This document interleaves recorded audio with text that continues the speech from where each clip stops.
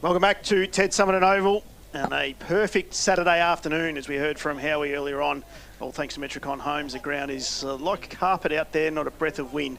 We're looking forward to a great game between the Moe Lions and the Traralgon Maroons. Let's get through some of the other ins and outs for games that are happening around Gippsland in the Gippsland League Round 12. Bairnsdale taking on Morwell, which Poppy mentioned that there are a couple of people that based on the results from round 11. Not sure why they've gone and picked Bairnsdale over Morwell, but Bairnsdale, they've got a few changes in, Pop. Yeah. Morrison, Vickery, Dawson, Frood, O'Connor and Bills. Out is Townsend, Taylor, LBJ, McGuinn, Harvey and Nichols. And for the Tigers, Giardina and Goy Giath come into the side. Out goes Hayden Gaunt and Finn Granger. And the big out for me is LBJ, Lachlan Byrne-Jones, because he sets up a lot of that play. I see that he was the nominated player to bring the ball back into play after, behinds from the opposition. And he not only brought the ball back into play, he sort of got 2 and 3 touches. And I really liked that responsibility that was given to him. So I think he's a big out for them today. Look, I understand Bairnsdale are a decent sort of side, and their strength probably is their tools up forward. But I've got a feeling today, I've just got a feeling that Morwell can win this one. They're going down as a group today in the bus. I think this is a big test for them, but I think they can do it. I really like the Tigers today, and the fact that there's minimal changes to that Tigers side, and there's considerable changes to a Bairnsdale side. I think I like Morwell even more. Oscar Morrison and Cooper Vickery, the first two on that list, they're huge ins for them. Yeah. They will miss Cooper Harvey's. He's a ball magnet around the midfield and that. And as you say, Lachlan Byrne-Jones is a guy who just brings other players into it. I went for Bairnsdale to win this game, mainly based on the venue. In a lot of cases, Bairnsdale just plays so much better up on the City Oval. True. And I think that'll be worth 4 or 5 goals in itself. They certainly do. Yeah, our next game is Druin taking on Wonthaggi, and in from the Druin side is Bibby, Cleven and Croucher. Out goes Walsh, LaFrance and Virtue. And for Wonthaggi, minor change, Ferguson in, Jackson Foon goes out. Howie? Well, I think might see something similar to last week where Druin can hang in there for maybe three and a bit quarters and hit the scoreboard hard. But Wonthaggi with that defensive setup and just probably that little bit, maybe got those guys that have got 50 to 100 games in them. That's going to be the difference towards the end. So maybe some junk time goals, and the score will just creep out towards the end. I think it'll be close, but then just those couple of goals at the end of each quarter, and it could be a 6 or 7 goal blowout at the end. Yeah, I'm with Howie on this one. I do like Wonthaggi. I think Wonthaggi's biggest concern in the last half a dozen games of this season is the fact that they've got no depth whatsoever. So if they can keep their best 18 out there, or close enough to, they'll continue to be one of the better sides in the competition. But they fall away very quickly. Their reserve side sits on the bottom. I think they've only won from memory 1 game throughout the course of the year. It's never a good sign for a club. In fact, it sort of indicates they've got a lack of depth. So for me, yes, Wonthaggi against Druin, and fingers crossed they continue to have an injury-free season for 2026. Down at Sale this afternoon, the Warragul Gulls will make their way down to go against the Magpies. For the Magpies, in is McCulloch and Nicholson. Out goes Archie Durand and Hunter Wine. For Warragul, Garner, Allsop, Sheehan and Sam Wibley comes back from suspension. Out is Vinnie Kaya, Zach Stewart, James Harrison and Reece Galvin. What was Wibley out for? Can anyone remember? It was I think it was a fend off. It hit the guy in the nose. High fend off. But it wasn't a punch, but I think that's what it was for. Okay. Yeah, yep. Yeah, so okay. Copped a week for that. So I think we're all pretty much saying that Warragul will get through this one. Yeah. It's just, it'll be another record margin, surely. But Warragul surely needs to use this game to look at their forward line and find different avenues to goal, and make sure that when they get their opportunities, they make the most of them. Yeah, I think delivering inside 50 will be the key for them and where they're taking their shots from. So, outside of our match of the round, Leon Gather versus Maffra is the other big one. And for the Parrots, Westaway, Forrester, Big Benny Willis and Luke Bowman comes into the side. Out goes Sovereign, Richards, Bold and Williams. But hang on. Hang on, Poppy. Here we go. For Maffra, so the side that previously had beaten the undefeated Moe Lions, they've decided to had to make 7 changes. Swung the axe. However, coming into the side, they were no good. Coming into the side, Anderson, Judd Bergiel, Wilbergill, Stevenson, Stobie, Pendergrast, and the ever-reliable James Reed. Out goes McQuillan, Stables, Rondon, Allman, Dowsett, Ruthberg, and my mate I don't Jimmy understand. I don't know. Now, I did get an update. Jack McQuillan, apparently appendicitis, won't play for the rest of the year. Big out for them. But even he aside, there's another 6 players there that were part of probably their best win in the last handful of years. I don't understand. What's going on there? Well, it's a very good question you asked. Look, if you look at some of them... It's a bloody good question, but has anyone got an answer? Well, no power. No Gippsland power. No Gippsland power, so a few of the boys roll back into that. But hang on a minute. Winning form's good form, Pop. Well, yeah, why? I don't understand it. I don't understand it. Please explain. Please explain. Well, we'll try and get an explain from Bergs later in the week. But no, you are right. It is strange to see a side have to make those many changes. I understand there's a couple that would come in, but to be making 7 potentially not all forced changes, if you're looking at... everyone's in that side except Mrs. Bergill. They've made some decent changes.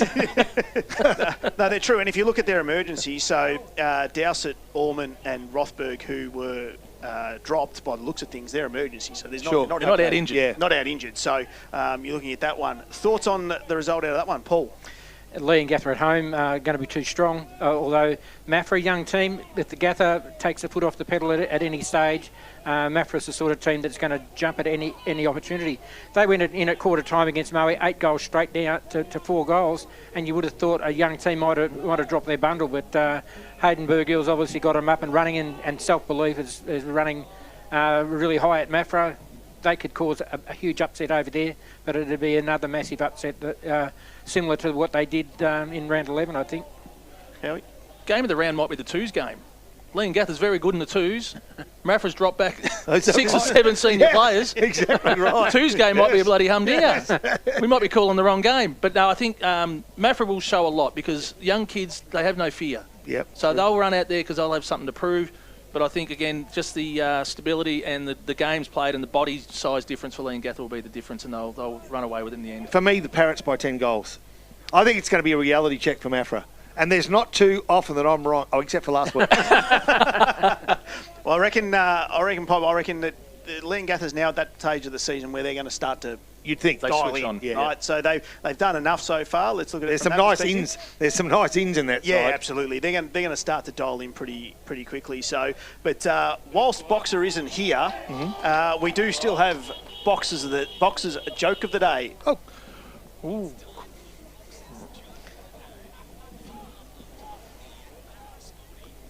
Looking for great value, great food and a place to catch up with your mates? Head down to the Maffra Community Sports Club with a welcoming atmosphere, quality meals and your favourite drinks on offer. It's the perfect local spot for any occasion. Become a member of the Maffra Community Sports Club.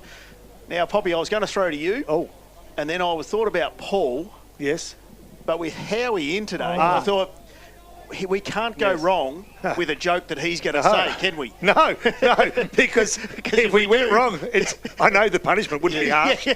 What could go wrong? What could go wrong? Howie, give us a joke. So as you know, boys, I try and keep reasonably fit. You know, I go for a walk, I'll go to the swimming pool, I'll jump in the sauna. And I'm not getting any younger. So there's a few things that I haven't done yet that I'd like to try. So when I was at the swimming pool last night, I went upstairs to the gym. And I went up to the gym instructor and I said, Mr. Gym Instructor, I said, I'm getting a little bit old now and I want to learn how to do the splits. I've never been able to do the splits. Yes. I want to be able to, before I get too old, learn how to do the splits. And he sort of stepped back and looked me up and down and he said, how flexible are you? I said, well, I'm busy on Tuesdays. Oh, Howie. Not bad. Not bad? Not bad. That's a pass, absolutely. That's all right. But it is. No, we're going to take our last break here in this pre-game. Before we come back, and preview our match of the round, which is going to be between Moe and Traralgon. You're listening to Gippsland Live on TRFM. Upgrade to a selected energy-efficient appliance and receive a bonus gift card at Harvey Norman today.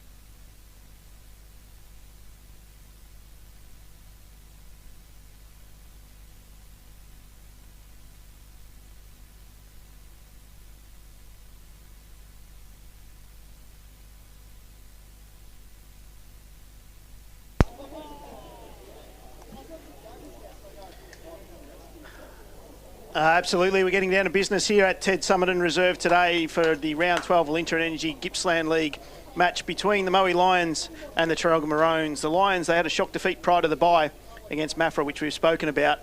Will we get to see the Lions rebound after that defeat? They are excited to be back on their home deck, which is in perfect nick, as we would expect.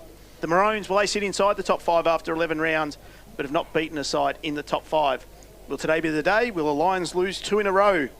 Plenty of questions to be answered. My name's Tim Sexton. Joining me today, my co-caller, Rob Popplestone. Hey, g'day Tim, g'day Gippsland. Yeah, really excited today. And there's a lot of excitement about this Moe side, who are premiership favourites, coming back to Ted Summerton Reserve. Perfect timing. The side coming on to the ground right now and being photographed and filmed by local media.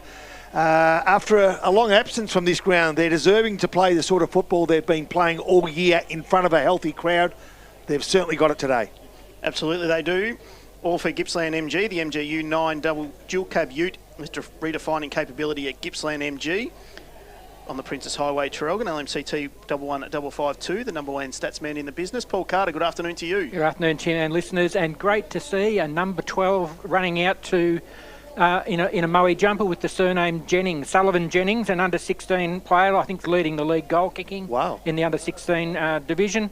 Will be lining up for his debut senior match today, and he is the grandson of the league legend Ian Jennings. Ian Jennings, 6-time league leading goal kicker in the late 60s and 70s.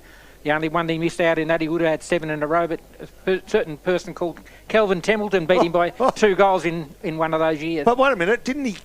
What was Ian Jennings' total for that year? It was over 100. He kicked over 100 goals and still didn't win the league goal kicking. That's it. Amazing. Yep. Amazing. And the thing there, I've given you guys a bit of a rundown of Geno's record there, and you'll notice in the first 3 years there's no goals there because he played full back. Oh, really? He played full back for the first 3 years and turned out to be probably the league's best ever goal kicker. So we wish young Sullivan all the best of luck today and for the rest of his career. Absolutely we do. All thanks to Metricon Homes. Andrew Howe, good afternoon to you. Good afternoon, Secco. Great to be here. It's great that when you see the teams lining up, the captains are just about to go in now and toss the coin, and we'll find out who's kicking which way. But again, there is not it's still. It doesn't matter which way you kick today. So let's just hope for a big, high-scoring game. Absolutely, we do. And with plenty of high-scoring games would mean that there will be plenty of Zambrero goal of the days, Poppy, we hope. We hope, yeah. Look, we've seen plenty during the course of the year, some absolute beauties, and there's no reason why we won't see a handful today as well, because the quality of players on both of these sides is outstanding, both inside the top 5. A little bit of pressure on Traralgon, but pressure, will bring the best out in them, I'm sure. A lot of new names in this Traralgon side as well. So an opportunity against good opposition to put the hand up and say, I'm deserving of being considered at this level. Absolutely they are. Howie, give us your nomination for our Zambrero goal of the day today. Well, do we go with the romance of it, Paul Carter, and go with Sullivan Jennings kicking the Zambrero goal of the day, seeing that he's starting in a forward pocket? And it's something that his great-grandfather never did. Get a Zambrero goal of the day. No, he didn't. No, and didn't start in the forward pocket either. So we'll go with young Sullivan, and I reckon he might even get up there real early, get one on real early, and get the nerves out of the way. Nice. Paul? I always liked Michael Jacobson. I reckon he's the sort of guy. Isn't that something about left-footers that make it look easy? Yeah, there is. And I think Michael Jacobson will kick a goal that'll come out of nowhere, but he'll make it look easy at the same time. Poppy, give us yours. I'm going to be straight down the line. Riley Darcy for me. I just love the way he plays. Big body, can do great things. He's a great player. He adds a lot of profile to this league, and I'd like to see him continue to have impacts on games. Absolutely he does. Hot chips, the source of happiness, but also the source of a little guilt. Zambrero is changing the game with new hot chips you can feel good about, air-fried and perfectly seasoned with zesty chicken salt. Best part, Howie, they have up to 50% less saturated and 25% less calories compared to others. Head to Zambrero in Warrigal, Traralgon, and now open in Main Street, Bairnsdale. Who about you, mate? Who are you going with goal of the day? My goal of the day, that's a very good question that you asked. Yes. It's all very well you ask everyone else. Well, that's my job, Poppy. That's my job. Miles Paholke. Yes. Good choice. Another big power forward. He's on fire, and I'm not sure that Traralgon's got anyone that he's going to be able to stop him today. So I would suggest that Paholke might get off the leash a little bit. All right, so who will be given the job of trying to stop him? I guess that's the question, because it is a It is a tough job. I mean, you have to burn someone, and you can't give it to someone like Hirrigan because Hirrigan just plays his own game. Maybe that's the tactic. Well, you've got young Blair Roscoe that's coming in. He's got some size about him. Yep. Now, he's one of the Gippsland Nice power mover. boys, so he can move well. I think he's another left footer, so he may pick up the smaller of the two. So whichever one's not, maybe Pahokee or Darcy, but then you look at someone like Tom McMahon. Is he going to take the other one? Mitch Memory's going to try and lock down full back. Yes. But you need Hirrigan to be just roaming free and doing those intercept marks. Otherwise, they won't be able to set off the half-back line. Yeah, a lot of crucial matchups in today's game. Probably more so the pressure on Traralgon, obviously, because of the players that Howie's mentioned there. There's a handful of really good players in this Moe side that can turn the game on its head. Equally, though, Traralgon have to be brave. They really do. Well, does the coach take it? Does Dylan Leprez put his hand up and go, I'm going to let some of the younger ones run around the forward line and I'm going to go down and sacrifice my game and try and lock down one of their power forwards? Might not be a great move, but you might have to try something. Definitely an option. I'm not sure that they're putting as a defender this season. I haven't seen much of him. I know they have in seasons gone by. Is Hirrigan? No, in Dylan Leprez. Oh. I think Ty Horrigan's down there. Ty Horrigan's the one that you swing. Yeah. If you need him up forward, you send him up forward. Okay. Yeah. I don't think I'd see Dylan Leprez going back there. No, okay, without releasing Tyler Hirrigan forward. Yeah. And Dylan's more of a lockdown player than Tyler Hirrigan is. Tyler's a defender, inverted commas. Yeah. Absolutely. Okay. Rightio, important part of the day. Tips, gentlemen. Paul. Moe by 32. Moe by 32. Howie. Moe by 37. Poppy. Moe. Actually, you know what? That actually hurts my heart to say it. I thought it's... I buckled at the knees. I could hear the pain. 17. How much? 17. Oh, 17. Oh, I thought you said 70. 70. Cheap on me. Wow, we don't want that. I'm going with Moe as well, and I think that they'll win by 23. Okay. So both sides are now in their tight little huddles. All right, let me just ask a quick question. Out of the four of us that have all picked Moe today to beat Traralgon, how many of us picked Moe last week to beat Maffra? All of us.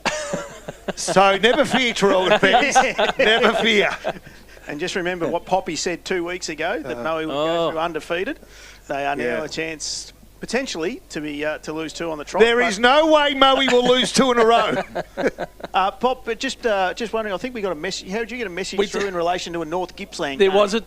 So the Cowar president, Big Donny, Yes. he rang us on the way over as we're driving over in the MG, and he said, "Can you please ask Pop not to back us? We don't need Pop on our back Because they're unbeaten, aren't they? They are undefeated, sitting on top in their ones and their twos." Well, let me tell you this. There is no way in this earth that Cowar will lose today. I can tell you right now, they are a shoo-in. They're a shoo-in against Woodside. Well, yeah. Any other game, Pop, you're potentially a chance, but against Woodside, there is Good that game option. there So too. Absolutely good game. absolutely. As the umpires are starting to get in position, they are in their Indigenous outfits by the look of it, being NAIDOC week this week. So we wish them the good luck today, as we do to all the players. This first quarter is going to be brought to you by Metricon Homes. As we said, with how he'll be giving us special comments and our boundary writing for Metricon Homes, kitchens to bathrooms to living spaces, at the finishes that make it yours during the Metricon Live It Up celebration on now. T's and C's apply. First quarter action underway. Here is Rob Popplestone on TRFM. All right, welcome back to Ted Summerton Oval. The ball's been bounced and off we go. Traralgon get first touch. Ambler releases it and off they go. Nicely done, Traralgon. Good break too by Membry. Enters the forward 50 within seconds, and the pressure on this home side in the opening minute of this game is Tom Hamilton. Hits the ball hard. A bunch of players from both sides around the ball, 40 metres from Traralgon's goals. The Maroons, the visitors this afternoon, kicking to the right of radio. And as I say, within kicking distance from the big sticks. Ball bounced up again. Big thud from Moe towards the boundary line. They've got the numbers around the ball. At ground level, a lot of heavy work being done. No clear possession from either side. Jacobson comes in, but a free kick's been paid behind the play. Will go the way of Moe. We'll go to Moe and it'll go to Harms. Harms comes back into the middle with a great kick. Whistle's still being blown. Not sure what's going on here. His ball's had to come back. It's just Harms wasn't around on the mark from what we can look at. Here we go. Time back on. We're going to go again. So we'll reload with Harms. He goes out wide and looking for his contest out there. Wasn't able to get anything for it. Got a hand in there was Ambler. was looking for Mullane. And we'll see it over the boundary line here at Ted Summerton Reserve. Beautiful conditions. Clouds just starting to roll in, but there won't be any rain. I'll just take that out of Box's book. So as Bruins will get the free kick, going up against the young Judson Ryan for the Lions. Gets a handball across, finds Roscoe on that raking left foot, puts the ball inside 50, coming out in front, taking a strong mark, contested mark. Oh, umpire said play on. Moe through Harms, gets the handball out, but it falls into the hands of Lopez. Lopez with a shot on goal, bouncing through for a minor score. That score's come just at the 2-minute mark on the Get You Finance Gippsland scoreboard. Traralgon 1 behind, 1 point. So reasonably good start as Van Dyke brings the ball back into play by the visiting side. Woodall, left back pocket, wants to change direction and give it back to Gatpan. Like the look of this kid, he's a good mover and he's played good footy in the games we've seen prior. Long lead by Prowse, is it? Big Prowsey. That's Nick. And defensive 50. He's right on the intersection of boundary and 50. Easy today. Chris isn't in the team. Yeah, he holds the ball up for a while and then goes along the line. Traralgon have got good numbers around the ball. The opening minute they'd be pleased with, but the game goes for 2 hours, so there's some work to be done as the big ruckman Bruins comes through. He's taken ball and all. Free kick paid, goes the way of the home side. And there, 50. Not sure what that was for. There was a pushed after the play. Bruins wasn't real happy with the decision and pushed the Moe player over and got the 50-metre penalty. Right, so they're going to end up just inside the 50. And with that ball there, looks like it's Cheffers. He's going to run inside. No one stands on the marks. Launches it from inside 50. They've got the carry. No, Hourigan comes in, double fists, puts it into the post, and the first score for Moe. And that's come at the 3-minute mark, one behind, 1 point apiece. Membry to bring the ball in for the Maroons. Goes out to the pocket here and finds Hourigan. Still in there, deep in their 50. Goes short to North. North, short. McMahon. Just chipping it around here. Keeping possession are the Maroons. Looking for the long kick down the line. He's got Bruins, Ryan, Prowse comes in front. Wasn't able to bring anything down. Hamilton, he threw the ball there. He did. Absolutely he did. That was an absolute ripper of a basketball pass there, Tommy. But wrong game. And the free kick will go to the Lions. And we'll end up with Scott Van Dyke. The Traralgon playing up the ground, aren't they? All but one player inside the Moe half as they play on. Van Dyke now, full back. He's in the centre of the ground, kicks long. Nice take. Hourigan, who else? Takes a mark, plays on quickly, wants to draw a player, but kicks long. Hamilton's the target. He'll spill the ball towards the boundary line. He does that successfully, does Hamilton, playing key forward, but finds himself at half back for Traralgon, but they are applying some pressure around the ball. So we've only played, 4 minutes, maybe 5 minutes of this first quarter, and it's a point apiece. Bruins takes front position, got the left hand tap down. Mullane came flying through, couldn't get a handball clean. Good pressure there by the Maroons. Smith had it popped out. North gets the handball to Musto. He's looking to give the quick hands across to Thorley. He couldn't contain it. Musto first over the ball. And we'll have a ball up. What's interesting here is Kelty's just playing that. He's just drifting back a little bit and letting Hamilton run up the field. Kelty will just try and read the play and sit back. Probably that one kick behind. Smart, experienced player. Bruins takes front position. He's going to get a free kick. Advantages be paid. North goes on quickly. Delivers it forward. Lopez over the top of him. Scandrett does well. Swings the ball back into the middle. Smart and finds Thorley. Plays on quickly from 40 directly in front. Sends it forwards. Through for a minor score. Traralgon now go to 2 points. They're leading by 1 over Moe, who are 1 behind, 1 point. Get You Finance Gippsland scoreboard. All right, the Lions to bring the ball back in. They've got a target here too, and it's grandstand side in front of the can bar. Brock Smith takes the easiest of marks, just outside defensive 50, goes backwards to keep possession, finds teammate Van Dyke, who in turn goes backwards. So they've given up 50 metres to keep possession, and they go towards the outer side. It's Skaggs, is it, that's got the ball at the moment? Won't pronounce his whole name. I'm not confident enough yet. Gatpan. So they've had 6 possessions, and now just to release themselves to Kelty out on the right half-back flank. So Traralgon cutting down the options nicely. And even the experience of Kelty means that he holds onto the ball longer than he would, and the kick isn't great. In fact, maybe touched off the mark, and it spills over the boundary line. Outer side of the ground, outer side wing, 6 minutes gone. It's 2v1. That's on the scoreboard, and it's 1v5 on the ladder. So Zapula Jensch took front position, and it's going to be a free kick and advantage played to the Maroons through Ambler. He's going to put the ball inside 50 again. Good early work there, and hands from Walker in front of Van Dyke, and he's going to have his first shot on goal. I don't like the way they turn their back to the goal. I know he's always going to go for goal, but walk backwards with your vision towards goal, just in case there is another option, just in case there is an opportunity. He's in it's a tough angle, but it is the right side for the right footer, which is the left side, Pop.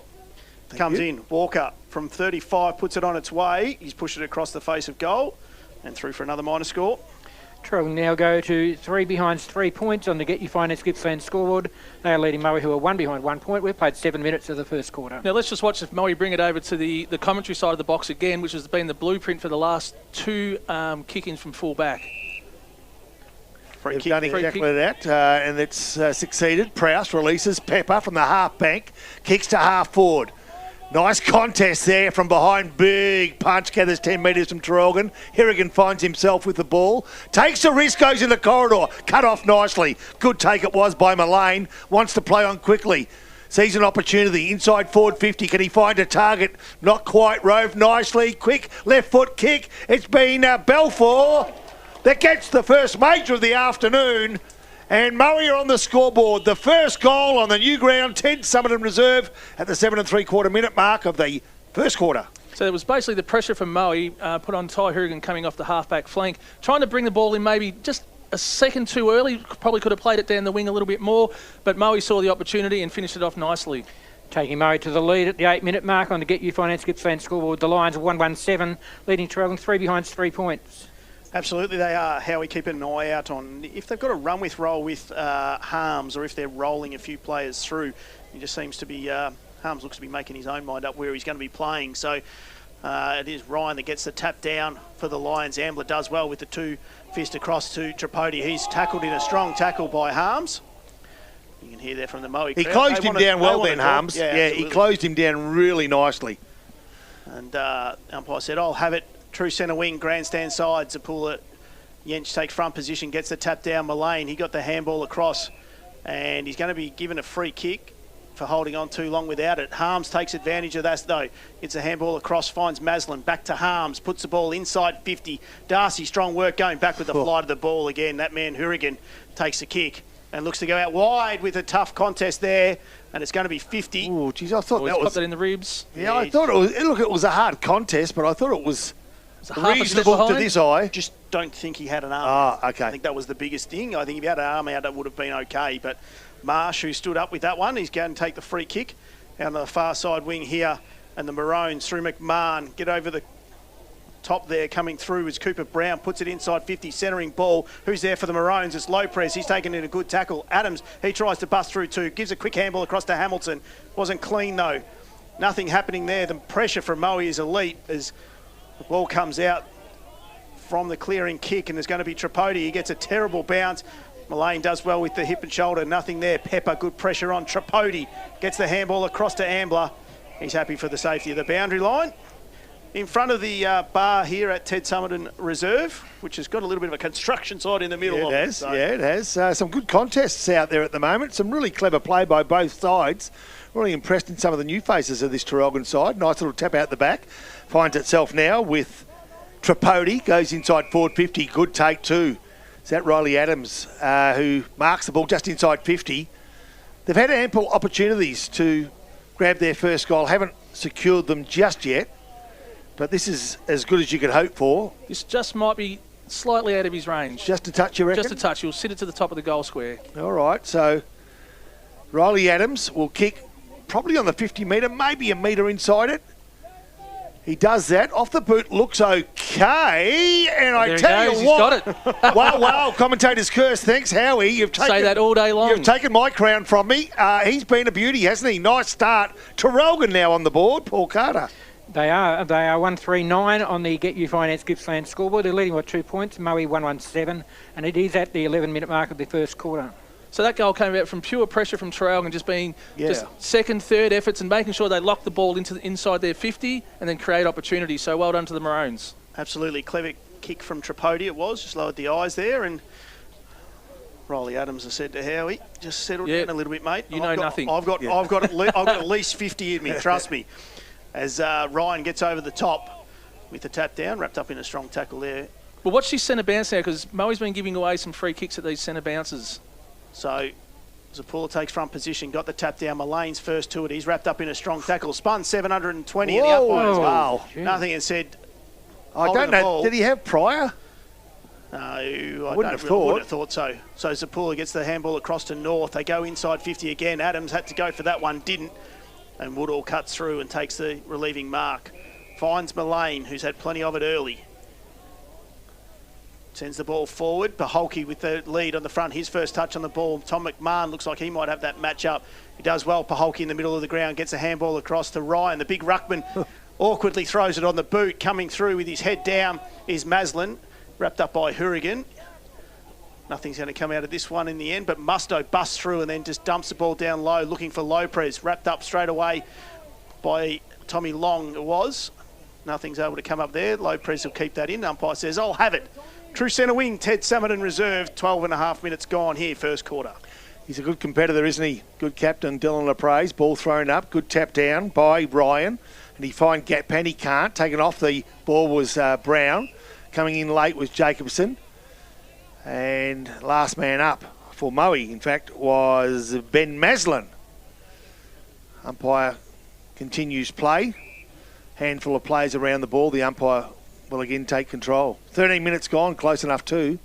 The home side, Moe 117, Traralgon 139. Nicely done. Mullane threads his way beautifully through the pack. His peripheral saw a teammate, and off they go. A shot for goal from nothing. No, nicely done. Dykstra, the lead, has found Darcy. Good play all round, started by Mullane through that midfield. A ripper.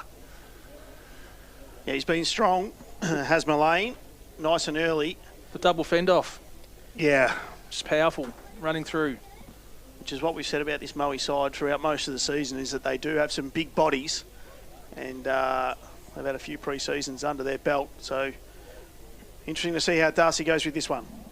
So Darcy currently third in the leading goal kickers for the league with 44. He sits 16 goals behind his teammate in Miles Paholke. He'll kick from 30 metres out, and a worse than 45-degree angle off the boot. Looks okay. Goal umpire says, well, it was close. But unfortunately, you only get the one finger up. And Ty Hourigan will bring the ball back in. 1-2-8 Moe, trailing Traralgon 1-3-9. So Hourigan with the ball. He went to go left, then went to go right, and in the end came straight up the middle and found Brown just inside his defensive 50. He's got to go. Ooh. He's kicked it to space. There's no one there.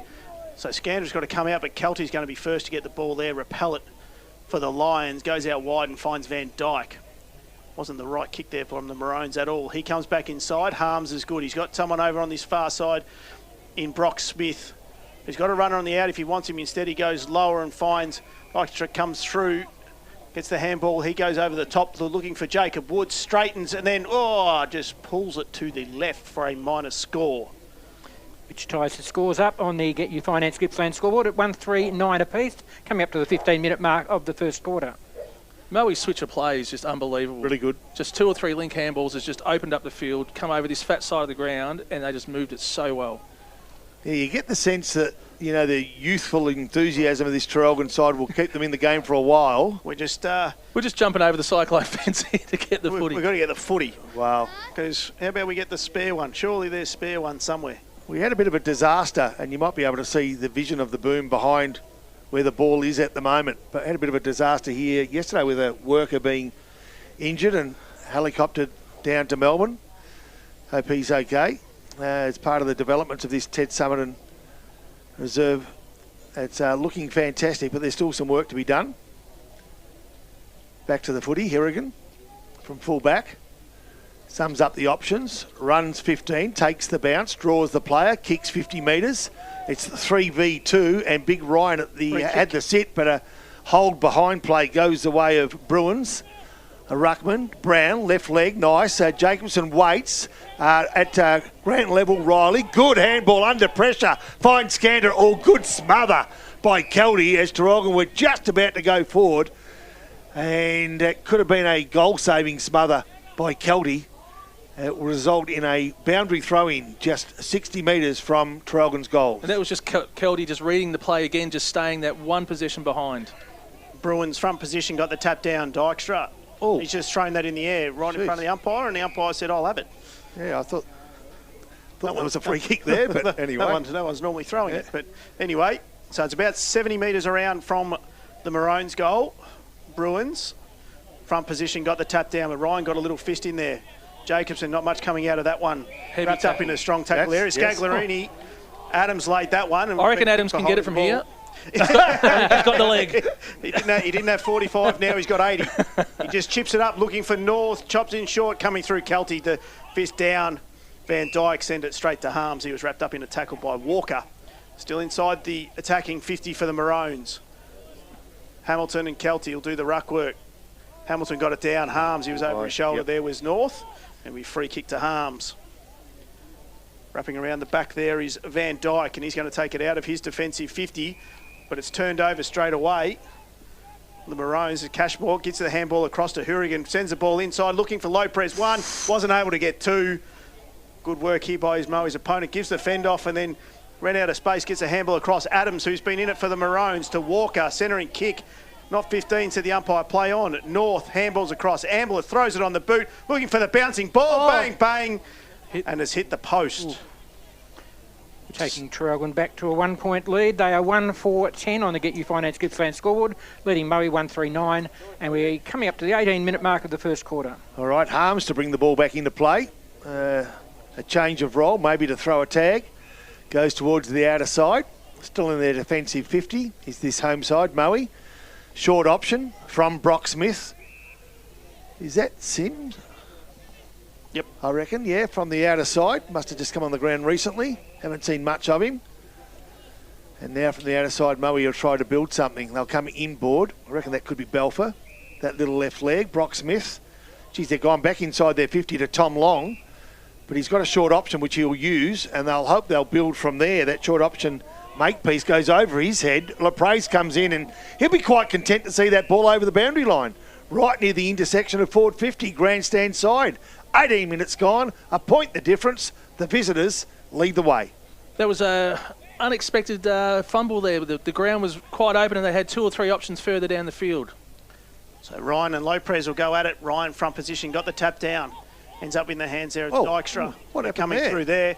Get into the hands of Jacobson. Come from Thorley. Jacobson, with his right foot, puts it across the face of goal. Geez, they've had their chances. Through for a minor score, absolutely.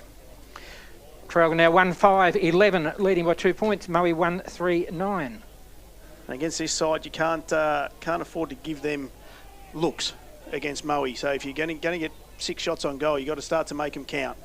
As Van Dyke brings the ball back in, looking for Ryan, comes over with a big fist. But it's Anderson who gets the handball over the top, looking for Lopez if it sits for him. It does. Walker, pressure on from Harms, goes inside 50. Going to go up with the mark there is Van Dyke. Takes a strong contested mark and looks to transfer the ball into the middle of the ground for Prowse. Hourigan comes over the top. Sim got a tap in there. Hourigan, he's got helpers working around there with him in Brent to Brown. Brown onto that left foot, sends the ball in low. Gets through everybody. Hamilton snaps it over the shoulder. Bouncing ball. Through for another minor score. Traralgon's lead now out to 3 points. 1-6-12, the Maroons, leading Moe 1-3-9. Another chance, and they're the sort of goals that will give a bloke like Hamilton plenty of confidence. And I know he's got a handful of games under his belt now, but you'll see the best of him in the latter part of this season. He's a good quality player. If he can stay sound, he'll be a big asset. As Brock Smith brings the ball back into play, Harms the target, taken out of the contest. Good punch, Bruins. Ground level, nicely done by Roscoe inside Ford 50. 1v1 contest, good mark. Last line of defence, and that was Brock Smith again, goes short. Finds Miles Paholke. Haven't called his name too much in the opening 20-plus minutes of this quarter. As he plays on quickly, draws the player. That player was Tommy Hamilton. Kicks long to the outer side. Oh, good clash of bodies, ground level. Good tackle of bodies too. Umpire says good work all round, but I'll take the ball and ball this one up on the outer side wing. Far side here, Ted Summerton Reserve, nearly 21 minutes gone. There's the Maroons leading by 3 points. Bruins gets the tap down. Romeo there, though. Belfast Sizzling kick coming through. Roscoe got a hand in there. Hourigan, who was up on the wing just a moment ago, got the handball, but it didn't land anywhere. Coming through there and holding the ball is going to go against Moe, and it'll be Hourigan. He'll take the free kick. Not sure it was Hourigan that laid the tackle, but no, he'll take the free kick and send it back. It's a dangerous kick, looking for Membry. Pepper just couldn't get hands down there. They've got 3-on-1 here. Darcy, which way do they go? Membry just goes long down the line, looking for Jacobson. Brock Smith, clever, gets the fist in there, puts it out of bounds in front of the Maroons coach's box. Now we'll see several rotations coming through as the ball's been thrown in near the interchange. So Howie, who you just heard from, said the ground is imperfect, and he's spot on too, and there's just a ray of sunshine coming through the clouds as well now as a free kick's been paid. Play on's the call. Nicely done by Mullane, again inside forward 50. Sim reads it beautifully, releases the handball to teammate Sheffers, and goal number 2 secures the lead for the home side. Again, that goal came about because of quick movement. The Moe players, they just didn't let the ball settle. They got the free kick. They got the quick hands out. 2 link-ups. Sheffers gets the goal. Great play. And the lead changing for the third time this quarter. Sees Moe at the 22-minute mark of the quarter, 2-3-15, leading Traralgon 1-6-12 on the Get You Your Finance Gippsland scoreboard. Well, this unbelievable. Who's just run on the field there? We've just got Sullivan Jennings running back on again. He needs to probably bulk up a little bit there, Carts. Yeah, young guy. Young fella. Still from the under-16s, yep. Good on him, a young player from the under-16s with a famous hereditary line. Comes back on. Good luck to him. As there's a contest inside the centre of Ted Summerton Reserve, and another free kick goes the way of Moe. A little bit of heat in this. Yeah, it is too. Blake Mullane gets another touch. He's probably best player on the ground at this stage. Plenty of the ball. Right half forward flank. Paholke, Miles takes the grab. Waits for a number of leads. Which one's he going to take? He's looking at the back towards Darcy. Darcy goes back to his right. He's called to play on. Dances around the man on the mark. Takes a bounce. Kicks to the top of the square. You've got Traralgon 3v1. And guess what? The one wins out. Nice use of the body by Darcy. He'll bring up his first goal of the afternoon. Make no doubt about that. He's a metre out directly in front. I'm going to mark it down, Pop. I have been known to be wrong before, but here we go. Darcy dead in front. Nicely done. The umpire flips the head backwards, puts up the 2 fingers.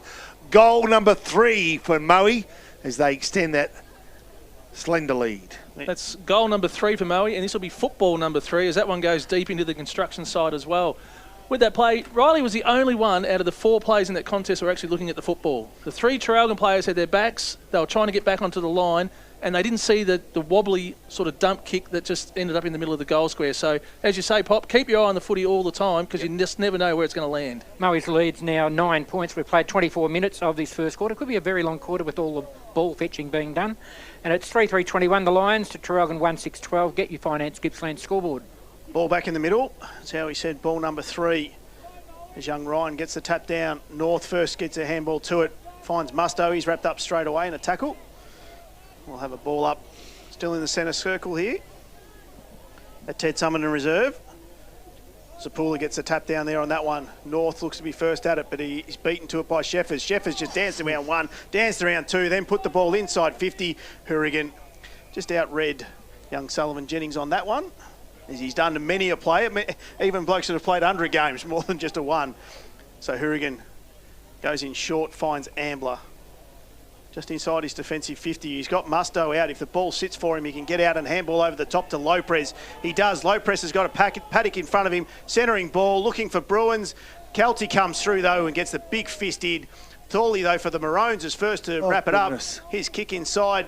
Not sure where that was looking. Hamilton, though, busts off 1. Does well, gets the handball out. Bruins, good smother there. Moe pressure is spot on as Harms is going to get the ball, though. Find it to Mullane. His kick will end up with the hands of Scagliarini in the middle of Ted Summerton Reserve.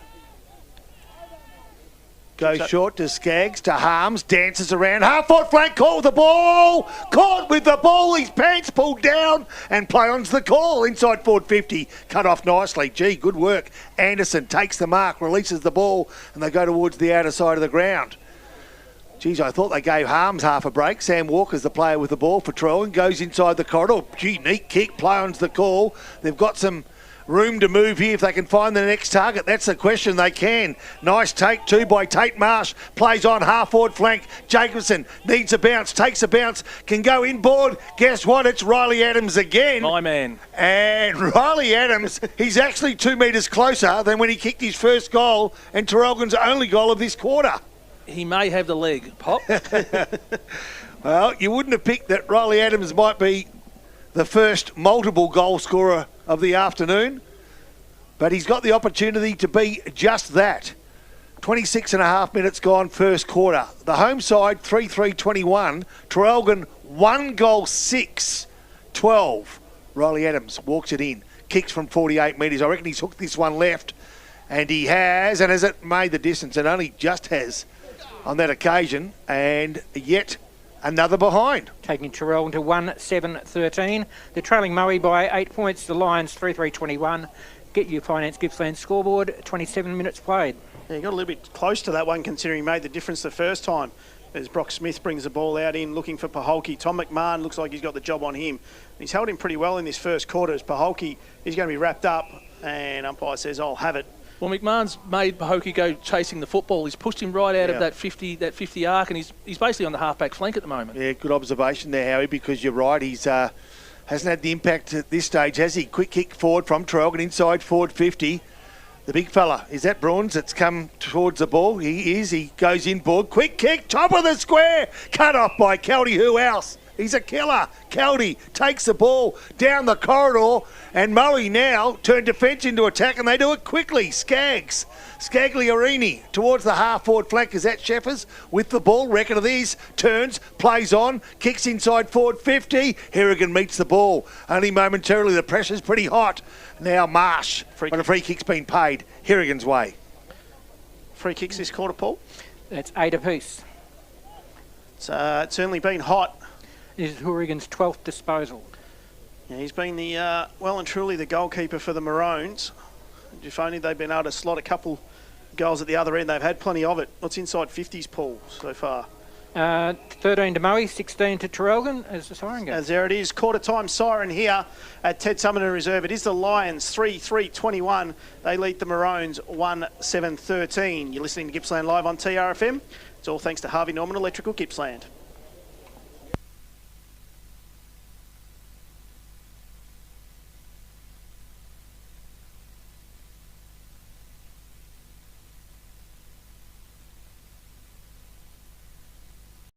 At Alinta Energy, we never stop moving to make sure you're happy with your energy plan.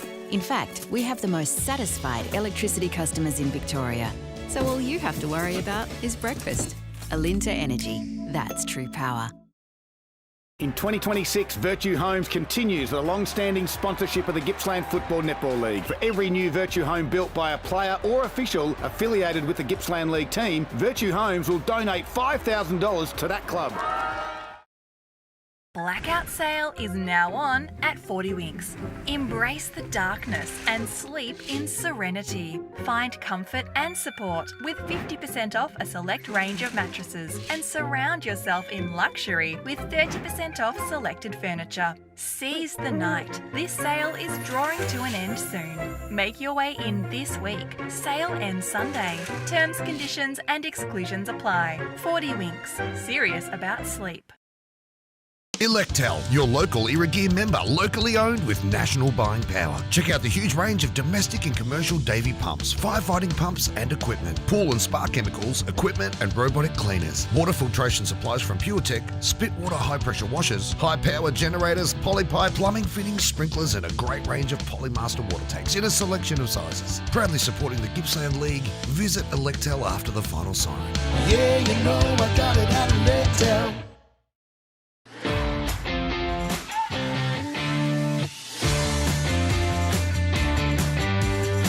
%92% say that they feel safe at Cedar College. And what does that mean? I feel safe. It means I feel like I fit in. I feel like I'm part of something.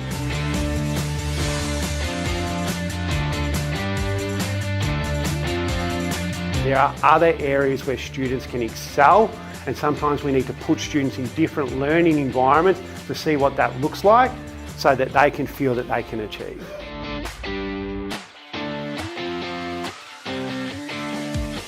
So everything that we do is based on industry experience, and we do that by creating the reality that real life learning is about getting out and doing, and we do that by having our connections to industry.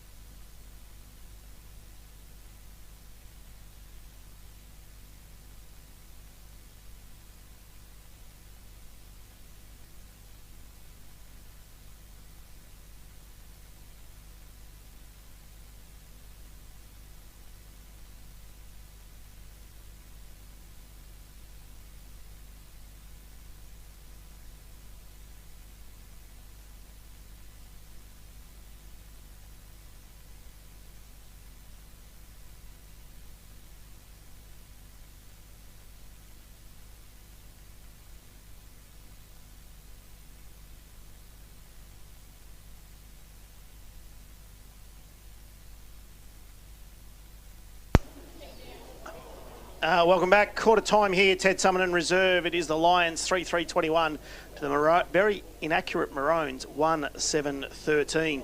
We'll get around the ground shortly with Howie, but firstly, all thanks to our best on ground and player of the day, all thanks to Gippsland MG. The MG U9 dual cab ute is engineered for work, weekend adventures and everything in between, and available now at Gippsland MG, LMCT 11552. Paul Carter, key stats. Traralgon won the inside 50, 16-13. Also the clearances 9-8. 2 centre clearances apiece, 8 free kicks apiece. In the ruck duels, Fraser Bruins and Jake Zapula Yench both got 4 hit-outs up against Judson Ryan for Moe 7. For Moe, the leading stat winner Blake Mullane on 9, 8 apiece to James Harms, Scott Van Dyke, and then Declan Kilty with 5. Clearly the best player for Traralgon at the moment, Ty Hourigan, with 12 disposals and 4 marks, 3 of those marks being intercept marks. Also playing well, Matt North and Connor Ambler both on 6 disposals. There we go, key stats for first quarter, thanks to Gippsland MG. We'll go around the grounds for Harvey Norman Furniture Gippsland. Need new furniture with the best service, price and advice. Harvey Norman is the name's local trust. Howie, bring us up to date. Well, first up we've got the AFL. We've got St Kilda 9-7-61 to Port Adelaide 6-9-45. Here in the Gippsland League, we've got Bairnsdale 5-2-32 to Morwell, 0 goals, 2 points. We've got Druin 1-1-7 with Wonthaggi at 3-1-19. We've got Maffra 4-3-27 leading Leongatha 3-5-23. And then we haven't got an update for the Sale and Warrigal game. I'll give you an update. Warrigal are winning comfortably. Comfortably, thank you, Pop. Mid Gippsland, Foster 55 in front of Tura 13. MDU 31, Moore East 32. Moo North 7 to Stony Creek 3. Tarwin 21 points to Hill End 13. We've got Fish Creek 7 points. We've got Thorpedale 6 points. And then you've got Yanar 39 to Newborough 8. Then in the North Gippsland, we'll go Hayfield 104 points. What? To TTU 6 points. Is it? It's only quarter time, isn't it? Deep into the second quarter, I reckon. Wow. Big score. Rosedale 29 to Gormandale 8. We've got Yallourn North 49 to Yarram 27. In the last game, we've got Sale City 23 to Churchill 13. Oh, okay. Pop, give us a quick wrap-up of the first quarter. I look like what I see from both sides, and, quite apart from the scoreboard leaning the way of the home side, and I think deservingly so, they made the most of their opportunities. The fact is, I thought it was a very even first 30 minutes. If you look at the stats, free kicks even, forward 50s relatively even, centre breaks relatively even, hit-outs relatively even. I think we've got an even game, and I tell you what, I think we've got a really bloody exciting game. Of those 1-goal-7, Traralgon could quite conceivably be 3 or 4 goals. In fairness, Wood missed one, and Darcy missed one for Moe as well, but hey, both sides have had their chances. We've got a game in our hands, no question. And it looks like both teams are rotating through their players, because it's really hard to pick the key matchups at the moment. They seem to be rotating quite heavily from their forwards into their backs and even from left to rights, and it's really hard to pick their matchups. Well, here we go, start of the second quarter, and it is Ryan that gets the tap down. The Bruins look to get a handball away. Ryan just didn't go to the footy, and Bruins, that went 300 metres in the air and didn't go anywhere in distance. It comes straight back down. Harms is wrapped up in a strong tackle by Bruins. We'll have another ball up. Yeah, the big ruckman was facing the wrong way. He tried to kick it over the head. And it ended up going straight up in the air. Made good contact, that's for sure. Bruins got the tap down. Ambler, his quick kick comes out, looking to clear it out there, but good body work in that line there is by Smith. Brock Smith, ever reliable down the back line for the Lions, comes out, grandstand side. Membry does early work on Darcy, but ball come to the ground. It's all the Lions as Maslin gets the handball to Harms. Harms from the middle of Ted Summerton sends the ball forward. Coming out on the strong lead is Paholke. Taps it down though, and it's going to be a free kick, and that's going to go to young Anderson. And Miles Paholke will start to get a little bit frustrated here because he's had rare opportunities. Darcy just caught one on the head as the umpire stuck his hand out. He wasn't happy about that. Ball goes towards the outer side. Play on was the call. The umpire's just apologising to Darcy. Darcy wants to report the umpire for striking it too high. Says, I got done for a couple of weeks ago before for doing exactly the same thing. What's going on there? Oh, dear. Moe into attack, left half forward flank. Ball thrown back into play, free kick paid. It will go the way of Traralgon. And I'm guessing, is it Hamilton or Bruins? Bruins. He's been pretty good, actually. He's been real good. Like what I've seen. Plays on quickly. Brown dances to his left. That long left raking kick. Oh! Jacobson went up 30 minutes early. Came down and the ball still hadn't arrived. Play on. Moe's free kick. Come grandstand side. Nicely done. Brock Smith takes the ball, plays on, and he finds Pepper just short of half forward flank on his right leg. He's going to go inside forward 50. Can see the lead. Oh, good attempt by Paholke.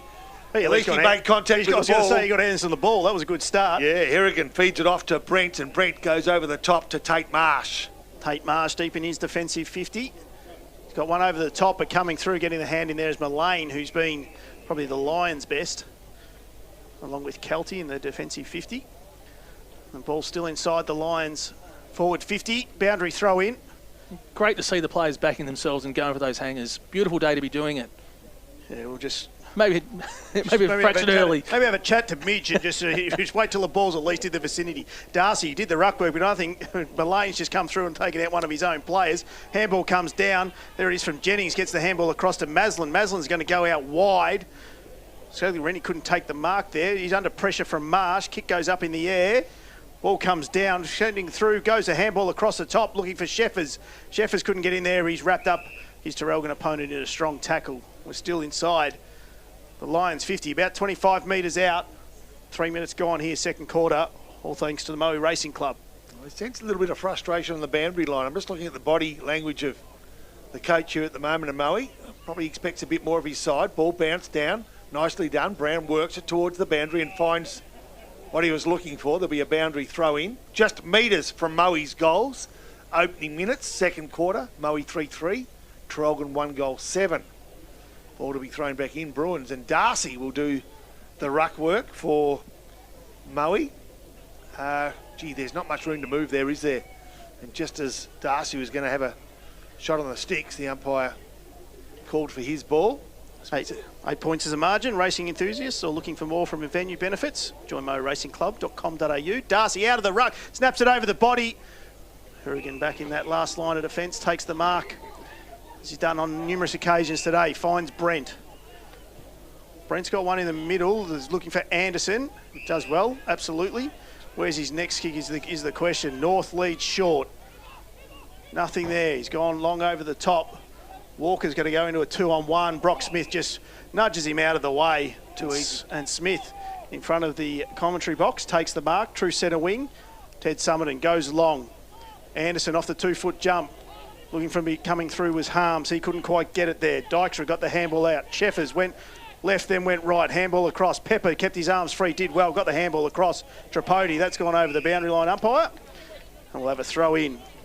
What Traralgon have done really well is when they're moving it fast, they can break the line. When they slowed it down and try and do a set kick, it allows Moe to get back in defence. Yeah, they've got some good defenders too, haven't they? And they're all doing their job. Ryan gets a hands-on ball. Who's first player there? Nice touch, Sullivan. First touch. Gets another quick kick forward, inside forward 50. Good work, young fella. Gathers 20, 30 metres. Paholke first player there. Taken with the ball. And just letting him know about it too was Traralgon's Thomas McMahon, who's doing a good job, you must say. Membry plays on. Goes towards the outer side, Marsh the target, gets rid of his opponent, and now runs onto it. He's got some pace. Skaggs says, you won't get rid of me too quick, and a kick around the body was poor and falls in the arms of Brock Smith. Smith comes into the middle of the ground looking for Belfer, but coming through, getting the handball over the top there to Ryan. He gets the handball across to Mullane. Mullane just finds Pepper all on his own inside 50. Just clever, smart work there by the Lions. And that kick from Marsh just wasn't the right kick for starters, and the Lions are going to make him pay. Is it so, like, you watch players and they take 5 steps and take the bounce and they then lose the vision of what's down the ground. Take your full measure and then you can see what's further ahead. Yeah, just needed to kick it as far as he could towards his 50. Clear some space. Pepper, 45-degree angle, going to kick from about 40 metres, puts it on its way. Goal umpire shuffles, and then says, I'll get that one in. Pepper gives the big fist up to the Canberra and says, that's the first one for the second quarter. So that all came about because Traralgon were flowing across the other side of the ground, trying to get over to the fat side to keep the ball moving. Moe got that transition, and Pepper sat there for it looked like an eternity. He was on his own. No one from the Traralgon back line could pick him up because they were too busy picking up their deeper forward 50s. So good mark and good set goal. Moe now 14 points ahead of Traralgon at the 6-minute mark of the second quarter. Moe Racing Club scoreboard has the Lions at 4-3-27, Traralgon 1-7-13. First score of the quarter. It's taken 6 minutes to come. All right, so now Moe have Traralgon at arm's length. Really important that Traralgon start to put some pressure on this scoreboard now. Centre break is important. Harms comes through, opens the door, nicely done. It was Blake Mullane that opened the door, handballs it off. Harms comes through for another touch. He's cut off at the pass. Marsh tried to steal it on the way through, did a robbery on the way through, but couldn't take the ball. And the umpire will take control. Centre half forward. Moe now kicking to the right of Radio. Taken, Bruins, left foot kick, only gathers metres. Riley Adams applies a good tackle, ball and all, umpire again. Takes control, 7.5 minutes gone. 12 to 1:30, balls and all, Saturdays on TRFM. Pop. Yeah, usually goes a few minutes over. It does, it does. Ball thrown up, nicely done. Never been good on timing. No. Tripodi was the tackler for Traralgon. Last player up there was Belfer for Moe. Ball up again. Bruins has been good. Another tap for him. Tripodi gets the ball out. Jacobson overrun it. Tried to apply the tackle. Couldn't. A kick towards the boundary. Goes the wrong direction from Brock Smith and goes towards the boundary line. I reckon that's a good result for Traralgon if it finds it. It does. Just short of left half forward flank. Grandstand side. Well, there's a grandstand roof. There's probably not much of a grandstand just at the moment. The renovations to date are great. They're going to be even better in the months ahead. Bruin out the back, takes the ball, kicks long, top of the square. Catches defenders unaware. They stand tall. Traralgon, good chance for them if they can find a target. They can't, dropping the ball. Hamilton just couldn't get a clear possession away, and Moe now will ease the pressure on that defensive 6. Long will bring it out to the grandstand side. Harms from over the back. Zapula's got the sit. If he wasn't able to get there though. Sheffers gets the handball across to Harms. He's taken down afterwards by Musto and is going to be given the free kick. Downfield, go to Belfer. So Belfer on that left foot comes into the middle. It's got to be good, but it wasn't. He was looking for Skaggs, didn't find him. He found Marsh. And he's going to look to transfer the ball. Look to go right, now it's come left. Finds Brent.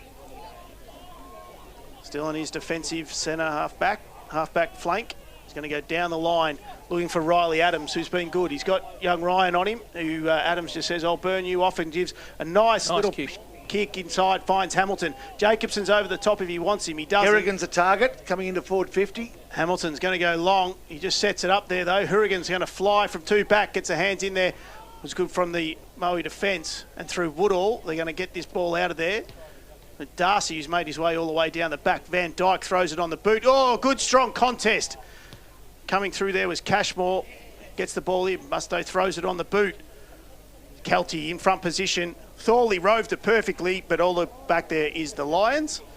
They're going to take a strong mark out there through Van Dyke. So Van Dyke, last line of defence. He's in the defensive dance floor there. Goes left to Woodall. Left back pocket. Underneath the scoreboard that reads at the 10-minute mark, Moe 4-3. Traralgon 1, goal 7. Nice leg to Darcy, who's followed Harrigan down. So normally it would be the opposite way. You'd think Harrigan would follow Darcy down, but you'd think Paholke would come. Well, Paholke's staying close to goal, isn't he? As Moe find their way towards goal. It's Harms to Pepper, and now Pepper sums up the options, goes long to the player that Tim just mentioned, and that was Paholke, goes over his head and through for a behind. Moe now have a 15-point lead. They are 4-4-28 on the Moe Racing Club scoreboard, leading Traralgon 1-7-13, and that's coming up to 11 minutes of the second quarter. Remember, he got the ball in, found Harrigan in his defensive 50. He's working Darcy over. He just taking a couple of deep breaths. Finds Thorley on his defensive back flank. Staying out on that grandstand side, far wing side, and finds Walker. Walker looks to play on. He looks up ahead, but he doesn't have much to go to. So he dumps the ball in there, looking for the coach there in low press. Wasn't able to get anything from it. Good handball out there from Jacobson it was, to Hamilton, back to Jacobson. He's got one over the top. He dances around, throws it on the left boot. Oh! And there there you go. Brero, goal of the day contender Paul for Carter. Mitch Jacobson. Unbelievable play there. They all come off the half-back line. They just run it down the corridor there. They just ran it down and they just set themselves up, and they didn't let the ball hit the deck. They just kept moving it with quick hands, and I think Karts has got it there with the Zambrero goal of the day. Early call. Left footers do make it look easy though. 9 points is the margin. Moe's favour, 12-minute mark of the second quarter. The Moe Racing Club scored has the Lions at 4-4-28.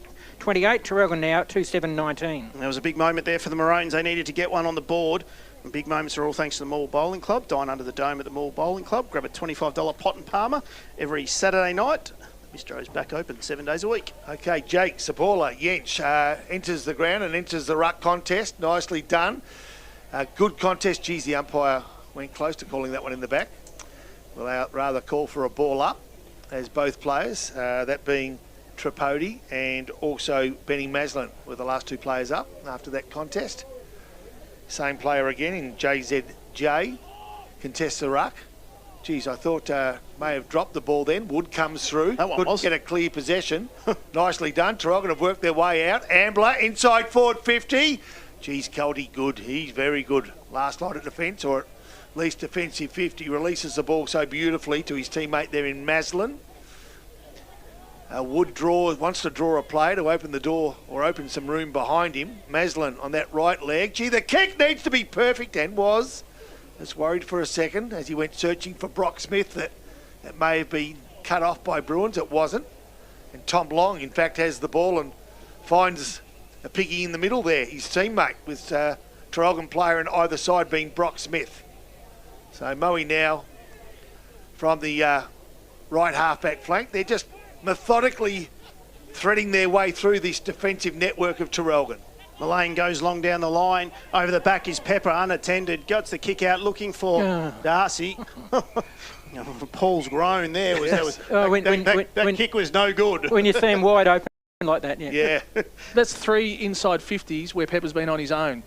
So someone's not manning him up, or someone's running down the field too far and not getting back. Work out who his matchup is. Yeah, trying to find him. Yes, so's the Traralgon coach. I reckon maybe he's, I was going to say Cooper Anderson, but I'm not 100% sure. As Darcy gets the tap coming through, they're looking to run onto it there. Sim, haven't called him much today. And I think the young fella in Cooper's getting excited by running down the field and not having that defensive responsibility. Darcy, strong work, gets the tap down. Handball comes out looking for that man Sim. He went left, then came back on his right. Handball's around the corner, throws it on the boot from Skaggs. And he says, I'll have a Zambrero goal of the day contender as well. Probably is too. No, beautifully set up play there. Instead of doing a dump kick into the forward line, they actually moved it backwards by 10 or 15 metres, and it just opened the ground right up, opened up the goal face, and a nice snap over the shoulder.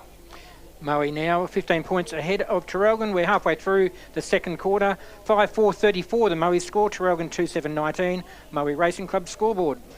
The other thing I'm sort of think I'm picking up on is they're doing a rotation on Ty Hourigan. They seem to be changing forward on him to try and keep up with him because he keeps pushing himself down the ground and no one can keep up with him. I noticed Kelty now. Now Kelty's gone back. It was Prowse on him a minute ago. Well, keep an eye on that one, Howie. That's a big one to see where they end up and where the Maroons are going to go as Brown tries to get the ball out of the middle. Bouncing, does well coming through. Storley, he's been good. Throws the ball on the boot. Bouncing out in front of Tripodi. It's a shocking bounce for him, though. Van Dyke, he's wrapped up by Jacobson. Spun. No prize, says the umpire. I'll have it. That's that one that's hard to call, isn't it? They take a couple of steps and get tackled. Is that Pryor? Depends on which who it day, is. which umpire, and what ground we're at. Zapula, front position, does well, looking for Ambler. He's going to see it over the boundary line in front of Mullane. You notice here, Kelty's trying to draw Hourigan out of the play. Yeah. Yep. Oops, sorry. I'll move there. Anyway, Pop, sorry, my apologies. I got excited. My hands are all over the place. Zapula, front back position. It's Ryan gets the tap down, though. North comes through, throws the ball inside 50. Lopez stuck the one mid out, couldn't quite get it. Hamilton roves it well, swings round on the left boot. Oh, good smother coming through there. In the end, I can't see who that Moe player was, but he's wrapped up Hamilton. Great second efforts by Hamilton. Kept the ball in. It's still alive in their forward 50. Like it might have been Dykstra there. Zapula's coming off for a rest. Brunn's back on. Nothing out of that ruck contest. We'll have another ball up inside the Maroons. Forward 50. Just over 16 minutes gone here. You're listening to TRFM on Gippsland Live. Rob Popplestone. Well, there's a bit of cat and mouse going on behind the scene at the moment. Traralgon inside forward 50. I'll explain what I mean. A nice kick from McMahon gives Grand finds Ambler, who is within kicking range, right on the 50. Behind the scene, if you're at the ground, you'll know what I mean. But Kelty is 50 metres away from Hourigan at the moment, and he's really now just making his way out of the attacking forward 50 to stand in the middle of two Traralgon. But now Darcy's defenders. on him, so they've switched. So there's some tactics going on. Ambler from 50. He doesn't really make the difference, and I reckon that's Prowse that's taken the mark. Right on the line between goalpost and behind post. Goes short. Teammate finds him, and off they go again. Nicely done, Moe. Out of the way, or is it? Smothered off the boot, puts Moe defence under pressure. Traralgon want to make them pay, but I reckon if they hold it in, it's as good as a win, and that's what they do. They do that through Lucas Tripodi. Now, has Moe got one spare forward now? You got Pepper on his own, and you got Kelty on their own. They've got them worked out. It's just thinking Harms took the ruck contest there against Hamilton, and now they're out here through Sim. Got that one from Scagliarini. Sim goes long, putting on the head of Kelty. Hourigan comes over the top, but good strong hands from Kelty. Hourigan stands the mark. Maroon's got a flood. Wood got back. Here comes Paholke. He's put it on his head, but instead he goes out wide looking for Pepper. Anderson got the fist in over the boundary line and will have a throw in. I think with that one, Pop, if you watched it, Hourigan ran forward. And then Darcy went to go with him, and then Paholke said, "Well, I'll go. I'll scoot out the back." So I'm not. I think they just went, "Oh, we'll just leave it and see what happens at the end of the day." Yeah. And Kelty then went, "I'll just stay here. I'll stay here."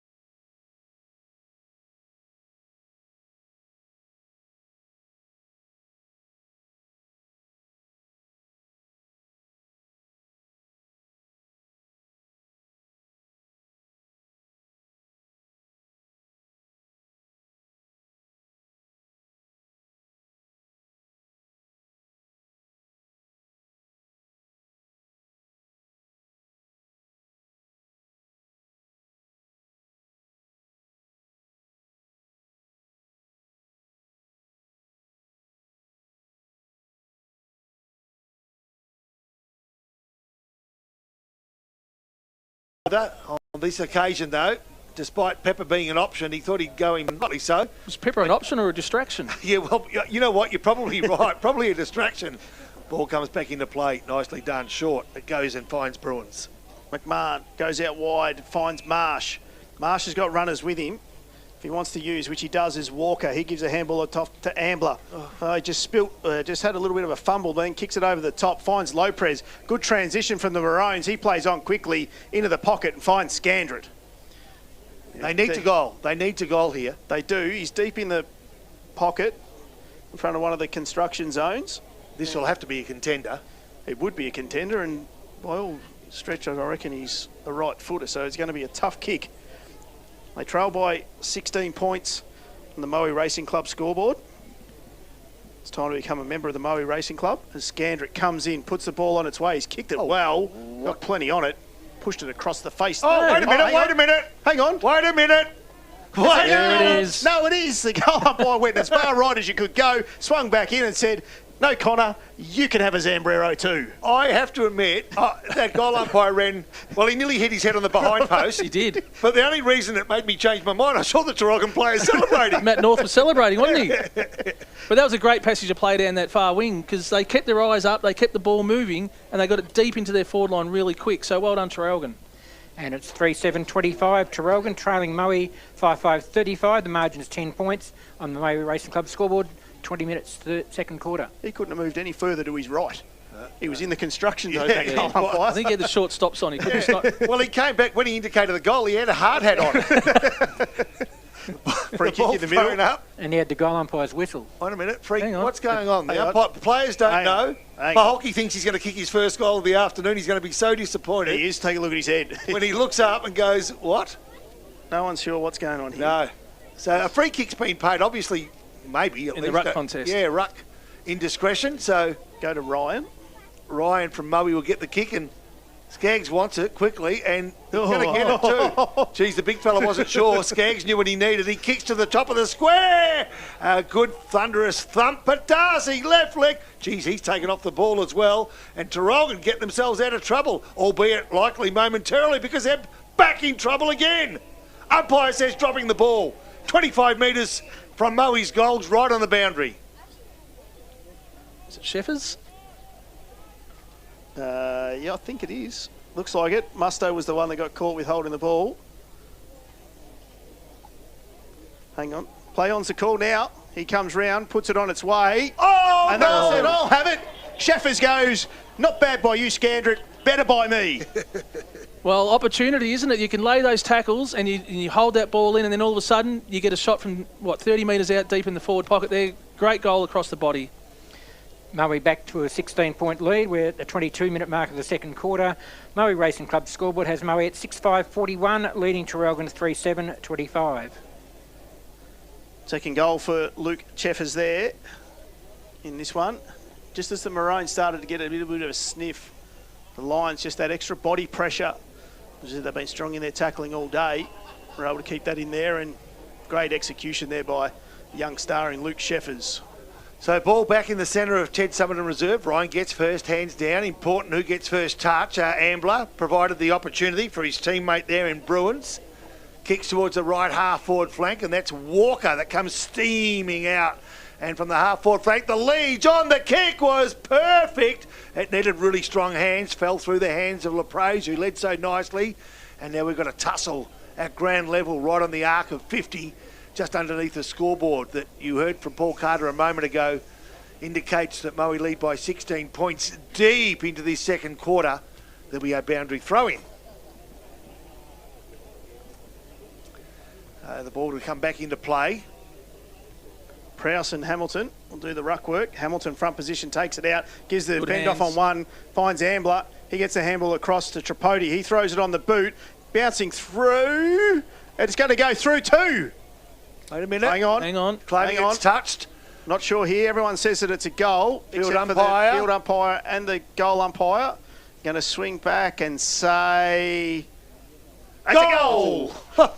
I tell you, now why would the field umpire go to the goal umpire? It's either touched off the boot or it's not. Well, you'd think the goal umpire's in the best spot to call it. Well, the goal umpire was about to signal the goal straight away, so I'm not sure what the deal was there. But goal for Lucas Tripodi to bring the margin back to 10 points. And that's at the 24-minute mark of the second quarter, with Moe 6-5-41 leading Traralgon 4-7-31 on the Moe Racing Club scoreboard. So there's been some toing and froing both on the scoreboard and out on the field at the moment. 24 minutes gone, second quarter. The tap down from Ryan. Doesn't find a man at the moment at a ground level. A quick kick off the ground. Doesn't favour either side.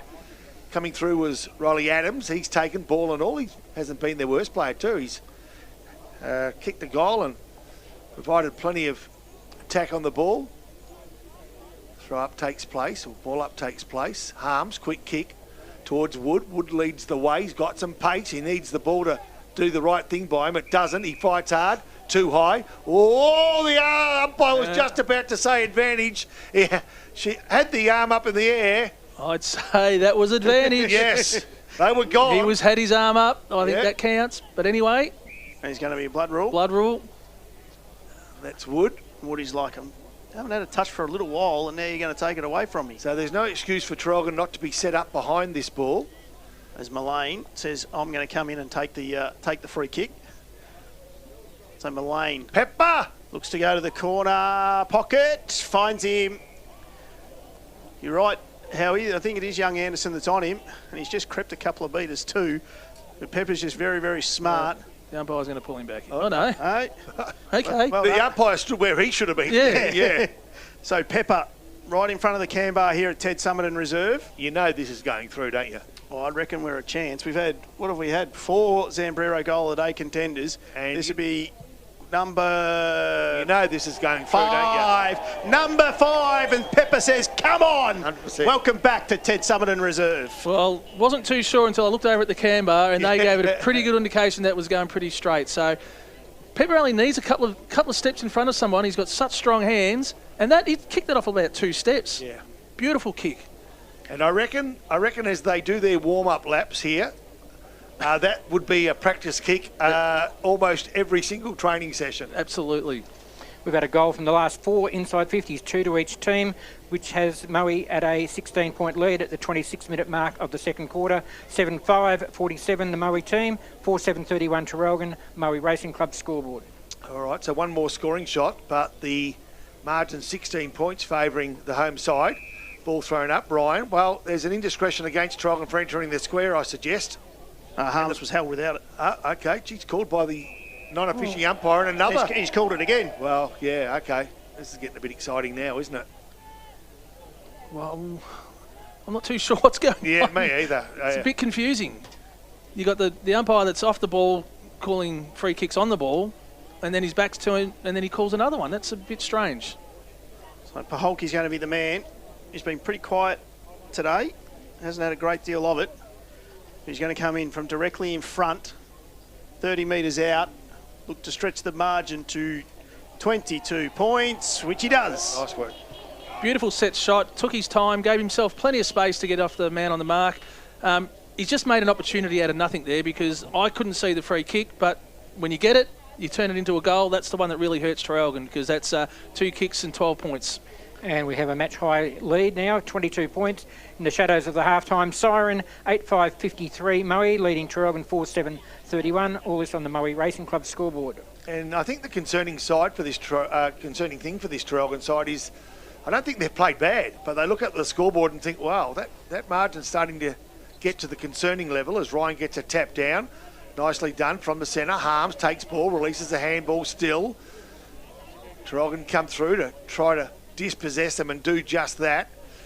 Harms gets a quick kick. Does it go to a teammate? It doesn't. Sullivan first player there. In fact, Jennings first player there, and he's taken off the ball pretty quickly. The young fella, there's not much of him, Sullivan Jennings. Probably about 60 kilos. And he's up against some big boys. 100-kilo men. So he's had a couple of touches of it. He's had a bit of a run around in the field. Ball comes back in. It's a pull the front position, got the tap down. Mullane wasn't able to get anything clean. Handball comes out though, ends up in the hands of Harms. That came from Sheffers. His kick, he's going to go out of bounds on the full. It'll be a free kick to the Maroons. Tommy McMahon to take that, or Ty Hourigan says, all right, I'll have another one. I'll have another. Why not? About 29 minutes gone here. Second quarter, 22 points of margin. Moe Racing Club scoreboard goes down the line. Prowse comes through. Hamilton got second hands from it, didn't claim it, and then just kicks the ball forward to an open 50. Marking there, though, going back with that is Makepeace. He'll take the relieving mark. He's being instructed from the bench to go backwards. He does and finds Dykstra. Dykstra's got Woodall working across the far side. He'll find him. And I reckon the Lions are more than happy just to chill this down until half-time. Woodall goes short, look for and finds Sim. Far side, centre wing. Sim looking for options. He's got one to go back if he wants to go to Woodall. Instead, he goes to Mullane, who's worked over 100 metres to get there. Mullane says, let's just slow this thing down. Comes back inboard the middle and finds Maslin. Bit of a learning curve for Traralgon here too, because they need to be organised in these sorts of situations, and there's just too many options for Moe at the moment, although that kick is poor. Ryan went up, couldn't take the mark. Harms comes through, says, give it to me, throws it on the left boot. Going back with the flight there is Hamilton. Wasn't able to take the mark was Paholke. He's wrapped up by Hamilton in a strong tackle. Umpire says, I'll have it. 12 disposals to Harms this quarter. It's been good. Him and Mullane as a combination have just been on top of the Maroons as Darcy front position. And there's the siren for half-time. They kicked the last two, did the Lions, to stretch the margin out to 22 points. It's 8-5, 53, 4-7, 31, the Maroons. Super deals at Harvey Norman. Save $300 on LG 500-litre French door fridge with ice and water. All thanks to Harvey Norman Electrical Gippsland.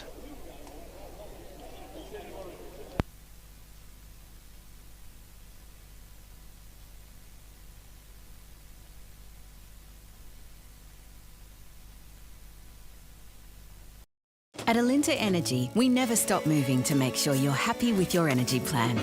In fact, we have the most satisfied electricity customers in Victoria. So all you have to worry about is breakfast. Alinta Energy, that's true power.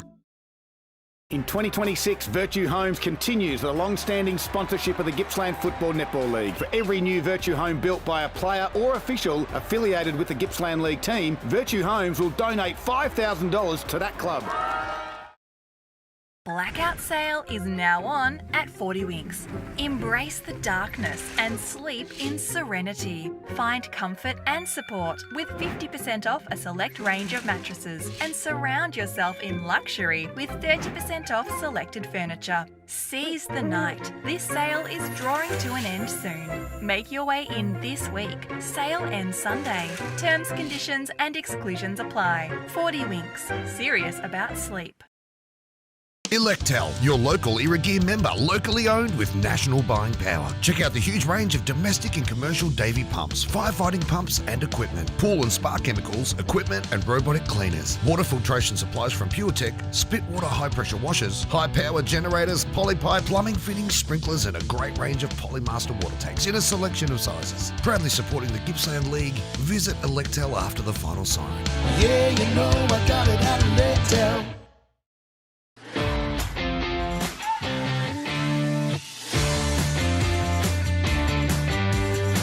92% say that they feel safe at Cedar College. And what does that mean? I feel safe. It means I feel like I fit in. I feel like I'm part of something.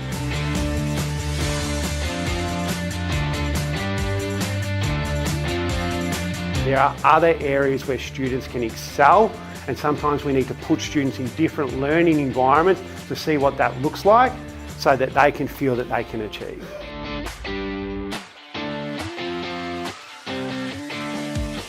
So everything that we do is based on industry experience, and we do that by creating the reality that real life learning is about getting out and doing, and we do that by having our connections to industry.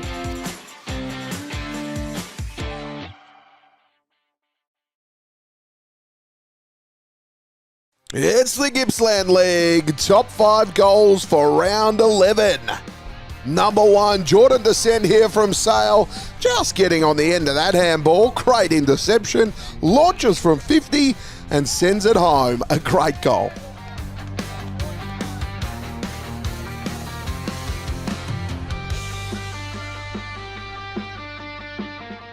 Number 2, Lachlan Ainsworth getting on the end of one here. A great team effort. He just wanders home, launches from long distance and puts it home.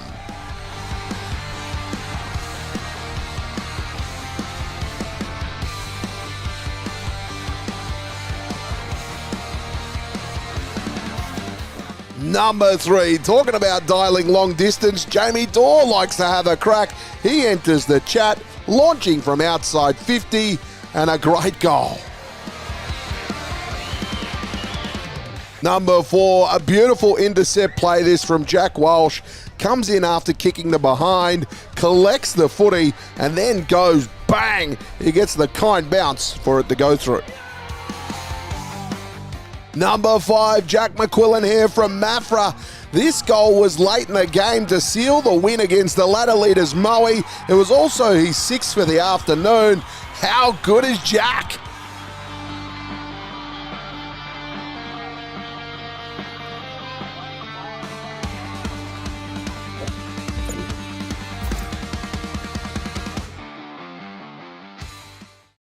At Alinta Energy, we never stop moving to make sure you're happy with your energy plan.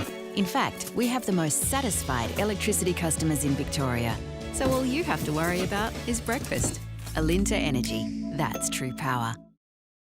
In 2026, Virtue Homes continues the long-standing sponsorship of the Gippsland Football Netball League. For every new Virtue home built by a player or official affiliated with the Gippsland League team, Virtue Homes will donate $5,000 to that club.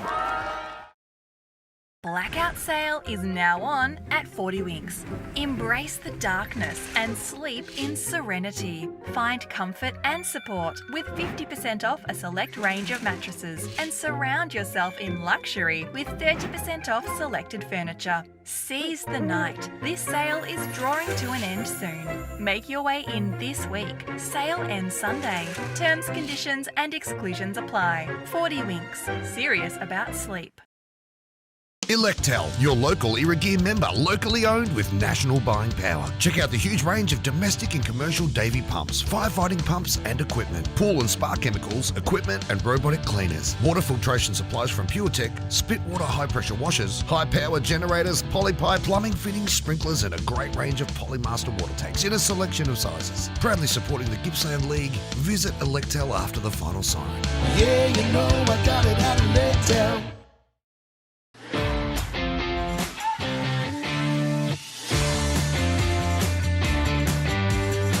92% say that they feel safe at Cedar College. And what does that mean? I feel safe. It means I feel like I fit in. I feel like I'm part of something.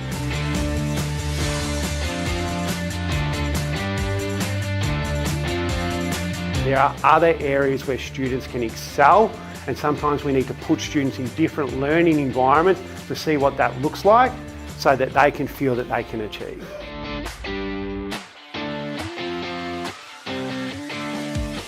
So everything that we do is based on industry experience, and we do that by creating the reality that real life learning is about getting out and doing, and we do that by having our connections to industry.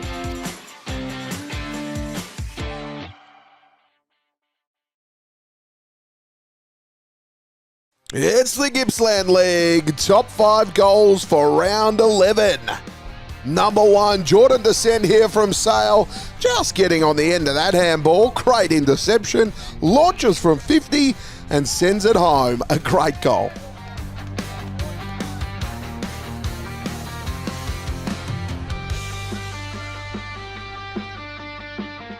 Number 2, Lachlan Ainsworth getting on the end of one here.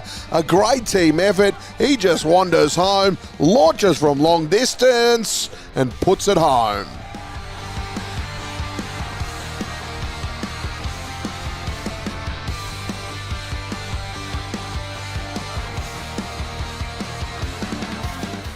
Number 3, talking about dialing long distance, Jamie Dorr likes to have a crack. He enters the chat, launching from outside 50 and a great goal. Number 4, a beautiful intercept play this from Jack Walsh. Comes in after kicking the behind, collects the footy and then goes bang. He gets the kind bounce for it to go through. Number 5, Jack McQuillan here from Mafra. This goal was late in the game to seal the win against the ladder leaders Moe. It was also his 6th for the afternoon. How good is Jack?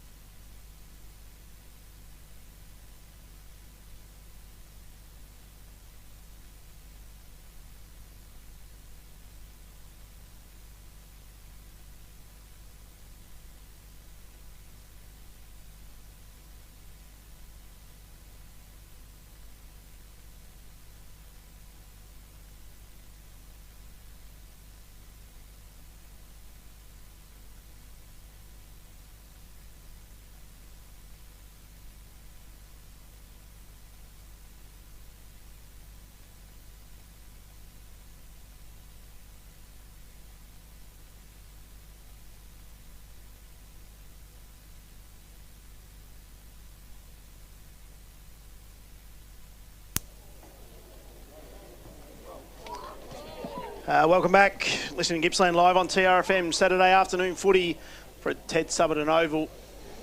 Half-time sees the Lions leading 8-5-53 to the Maroons 4-7-31. Big second half coming up. Come on. Absolutely, it is. Poppy's just had a couple of lollies. I don't know what's going on there. He scared me. He's had a couple of red lollies, and all of a sudden I'm up and about. He's up and about. Take those lollies away from him, Howie. Crying out loud. He'll be in trouble. So the Maroons might rue that first quarter, Pop, where they kicked 1-7. Yeah. When you look at where the game is, and then they let the Lions kick the last two. We were hovering around that 10-point margin for a long time in that second quarter. Yeah, look, I think the big message for Dylan LaPrace to his team is they need to believe they can win it from here. If you don't believe you can do something, more often than not you won't, and they need to believe they can. And there's evidence in the fact they can, because Mafra found themselves in a very similar position last fortnight ago when they played this side, and they scrambled. They fought their way to a brilliant 5-point win. Now, it won't be a big margin if Traralgon can manage to get their head in front, but any margin will do, given the closeness of this competition, especially where they sit at the moment. Traralgon sitting in 5th position, Mafra just below them in 6th.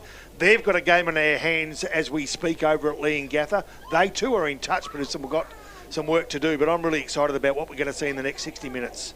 Listeners, regular listeners will remember the quarterly ladders I talk about. Moe and Traralgon are 1 and 2 in third quarters. Wow. They are 4 and 5 in fourth quarters, so I think we're in for a very exciting second half.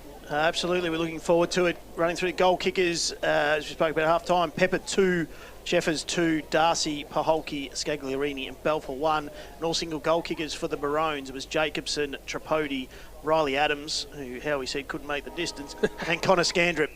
Third quarter, all thanks to McDonald's Gippsland. Rob Popplestone on TRFM. All right, here we go. Big Ryan. No, he beaten to the ball on that occasion by Bruins, and it's cleared, though, by Mullane again. So the game started in the second half, as it did in the first quarter, with Mullane getting plenty of the ball, but it's Roscoe that clears the area, finds his teammate Tripodi. He's got a short option. The kick needs to be good, and is. Bruins, the ruckman, provides the option outside wing. They go forward. Traralgon, who's going to bust through the forward 50 first? No, it's not going to be Traralgon now, because it was cut off quite nicely by Brock Smith. He's been solid today. Right half-back flank. Considers his options. He's in no rush. Plays on. Long lead up early. Pushing the back was called. It will go to the player that flew early, and that was Kelty. He flew early because he was pushing the back. Right half forward flank. Plays on. Comes close to the man on the mark. The leg didn't find the target. Punched on 2 occasions by Traralgon. Darcy around the body. Puts in a contender. Or is it Paholke with his second? Paholke, his second of the afternoon, is an absolute beauty. Read that off the play. Yes. Didn't miss a step. Just grabbed the ball mid-air. Took 2 steps. Bang. Snapped over his shoulder. Great start to the game. Finish. Great start. And it's Moe out to a 28-point lead. We're only 1 minute into the third quarter, and the Lions are 9-5-59, leading Traralgon 4-7-31 on the McDonald's Gippsland scoreboard. Said Paholke had been quiet from a first half. He's kicked the last 2 for the Lions, and that's all he needs, similar to a Pepper, where they just have that impact on the game, don't they? But Brock Smith has been just setting him up off the half-back all game. He'd have some good stats, I think, Paul. I haven't got Brock. He would have 10 or 15 kicks. He's been setting them up. Absolutely, he has. He's been there. Their linchpin down there as Bruins goes in against Ryan. Bruins Ambler taken straight away by Harms in the tackle. We'll have a ball up again in the middle here at Ted Summerton. Hope you're enjoying your Saturday afternoon. Listening to Gippsland live on TRFM. Ryan got the tap down. Handball came out there from Musto for Ambler. Goes inside 50, looking for Hamilton. Wasn't able to get his hands on it, but did well with a follow-up. Gets a handball out to Lopez. Lopez just puts it forward and says, run onto it, Midge, if you can. Keeps the ball in front of him. Does Jacobson. Ends up going over the boundary line, and we'll have a boundary throw-in, says the umpire. About 15 metres around from the Maroons' goal. Big moment for the Moreland Bowling Club. Bistro's back open 7 days a week. Grab your $25 pot and Palmer every Saturday night. The Maroons need the next one. 28 points is the margin. Game high. Hamilton takes it out of the ruck. Gives a handball across. Coming through. Rolling through there. And getting the important goal there for the Maroons is Kate Thorley. Great take out of the ruck there by Hamilton, and just used his body, just turned his back on the other ruck, and then that created the position so that he could get the quick hands out. And again, another snap over the body. These players just must practice them every Tuesday and Thursday night because they're not missing too many. And the 22-point half-time margin restored with both teams kicking a goal in the first 3 minutes of the third quarter. Traralgon 5-7-37, trailing Moe 9-5-59 on the McDonald's Gippsland scoreboard. I had a chat to his mum, Marilena, a couple of weeks ago. Apparently I was pronouncing his name wrong, but can I just confirm his name is Cade Thorley? Thorley. Yeah. Well, that's how I pronounce it. Well, that's how I would pronounce it too. But well, how'd you say you meant to pronounce it? I can't remember what I say half the time. We're back on, boys.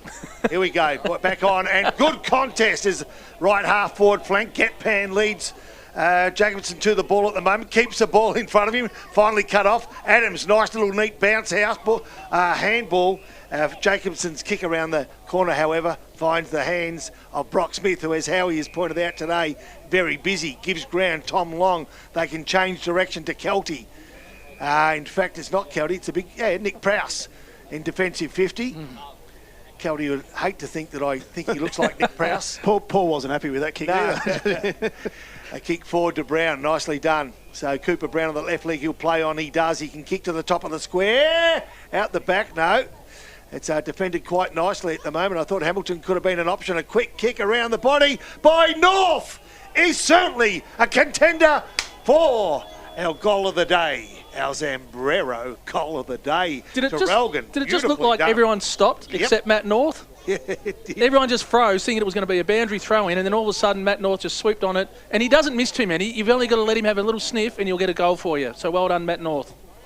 And back to a 16-point margin in Moe's favour at the 5-minute mark of the third quarter. Moe at 9-5-59, leading Traralgon 6-7-43 on the McDonald's Gippsland scoreboard. Sun's breaking through here again at Ted Summerton. It had been a bit overcast for... I thought they'd flick the lights on there, Secco. they might... Well, I was going to say at half-time, if it keeps getting this dark, we might be having to flick the lights on. But ball back in the middle. Harms does well. He's tackled by Musto. Good pressure on. Lands in the hands of Adams. And the umpire said, didn't go 15. Gee, that's stiff. It was. Yeah. There's all of a sudden a sense of urgency about Traralgon after getting back-to-back goals. Not sure they've done that today. They may have. Bruins front position. Gets a kick coming forward, looking for that man Thorley. That's how Poppy and I describe him. Hopefully that's how we get it. Hamilton does well. Turns on a dime, straightens, puts it on the boot. Oh, my goodness. Too much time. Missed it. Too much thinking time. Traralgon now 6-8-44. They are 15 points in arrears of Moe, 9-5-59, and we've played 6 minutes of the third quarter. That would have been huge for the Maroons. It would have been 3 goals in 3 minutes. Absolutely. He did well, Hamilton. It's going to be Van Dyke to bring the ball back in. Going far side here. Ted Summerton goes out looking for contest. Musto does well, gets a fist in there in front of Harms. Harms mounts him from the back and we gave a ball up. Good contest. Went in really hard. It's actually a good matchup for the Maroons, I think, with Musto, if he can run with Harms. Ryan got the tap down. Nothing's going to come out of that one, and the umpire said, I'll have it again. Yeah, the run with's a tough bit, isn't it? Because he works really hard, Harms, with and without the ball. Ball thrown up, left half forward flank. Bruins tried to grab the ball and kick it from the contest. He couldn't. Ground level. Adams kicks it off the ground fortuitously. Jacobson, kick around the body. Who's first there? LaPraise leads. Is that Long to the ball? It is. Yep. And the boundary will come into play here, I'm sure, at some stage. It does.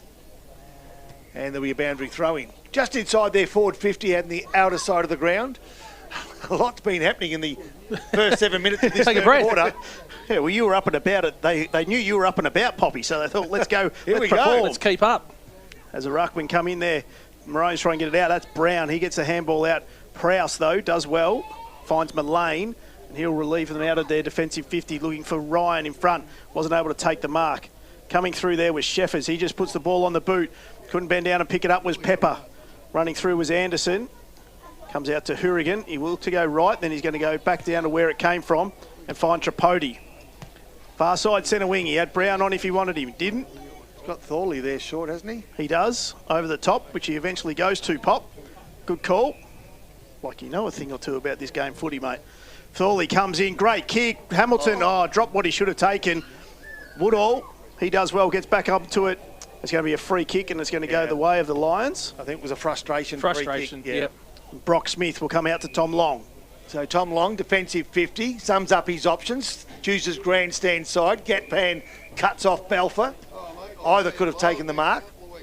So Gatpan just settles things down because Traralgon have got some momentum. Goes short, does Gatpan to Van Dyke. Loving the hairstyles of Gatpan and... I like it. Oh, there's a ran 50 through, metre 50 penalty. metre. Scandrick ran through the mark. Or got too close, that protected zone. Gee, she's a rough old kick. I don't think the players understand it. I really don't, because it just happens too much. Good 50. That's a ripping 50. Buy some land off him. Oh, Van Dyke goes short. Well, here we go. You know, an indiscretion can result in a goal like this because Pepper won't miss from here. He's kicked 2. He'll be the leading goal kicker of the afternoon. Cannot miss. Old commentator's curse. He's just so good from a set shot. 50 metres out. You couldn't have talked him up anymore, Pop. Almost directly in front. Tim, how much icing can you put on a cake? Come on, Pepper. You asked Poppy plenty. Bugger, he's missed. Moe now 9-6-60, a 16-point lead over Traralgon at 6-8-44. McDonald's Gippsland scoreboard, 9 minutes played, third quarter. So Dylan LaPraze asked me a favour, and I've given him what he wanted. Hourigan comes in, chips the ball over the top, finds Tripodi. He's got a runner there. Ooh. And Cashmore goes low, finds Lopez. He wasn't able to take it. Walker, though, with his speed. Little quick kick, finds Anderson. He just couldn't pick it up. Mullane says, here it is. Senior footy, bang. Hamilton, no one's able to get it. Right in front of us here in the commentary box. Cashmore and Mullane will be the last two to get up. Good hard contest as it's been all day between these two sides. 9.5 minutes gone, 16 points the margin. Ryan gets the tap down. Musto and Harms are going at each other. Van Dyke, if he can pick it up, which he does, looks for the handball. North gets a hand in there. He's going to be tackled from Mullane, and that's holding the ball. And lets him know. Absolutely. And the Maroons come in to support it. You can't give, you can't give 50 on it that. It didn't hit his head. Silly, yeah. This is where... It's the same umpire that made the same mistake earlier. No, but so where's the 50 going is what I want to know. Because that's shorter than the first 50 that was given. Maybe they've done the 100. Yeah. 60 for the first one and 40 for the second. Mullane back into Woodall. Woodall goes long, looking forward, finding Darcy. So Traralgon's just gone flat now. Those two 50s have really taken the energy out of them. They're standing with their hands on their hips. Well, it's also we want the footballers to influence the game. So Darcy, who's kicked one today. What's he like, Pop? I reckon he's got this, has he, Pop? Can't miss from here. If there was a goalpost in between the two goalposts, he would hit it. It'll be smack, a bang, through the centre. He's a magnificent kick. Darcy from outside 50 sends it on its way. Goal umpire shuffles. Is it going to make the distance? The Maroons keep it in. Paholgi's first to it there, though. North goes well, tries to get his hands on it. Nothing clean coming out of it at the moment. Quick kick looked to come from Dyster. Darcy, though, throws it on the boot, snaps it over the shoulder. And there's his goal. Very questionable, the punch in when it's going to go through for a point where Traralgon could have had time to then reset and then try and rebound. But again, opportunity. Moe grabbed that opportunity and put it through the big sticks to get themselves another 6 points. And the margin back to 22 points, which was the half-time margin. 10-6-66 Moe, leading Traralgon 6-8-44. McDonald's Gippsland scoreboard, 11.5 minutes played of this third quarter. So some pressure has been transferred back from Moe to Traralgon. After Traralgon, in fact, had an opportunity to string 3 goals together. But a couple of 50s, as Howie said, has just deflated the side a bit. They need to compose themselves a bit now as Moe continue to work hard. Riley Adams applies some pressure, but it's good work there by Scagliarini. Gives the ball, nicely done. Mullane and Van Dyke finds on the lead his teammate there in Dykstra. Dykstra, left leg, top of the square. They need to cut this one out. Oh, I thought Hourigan taken high. The umpire says, pop, right, I'll pay it.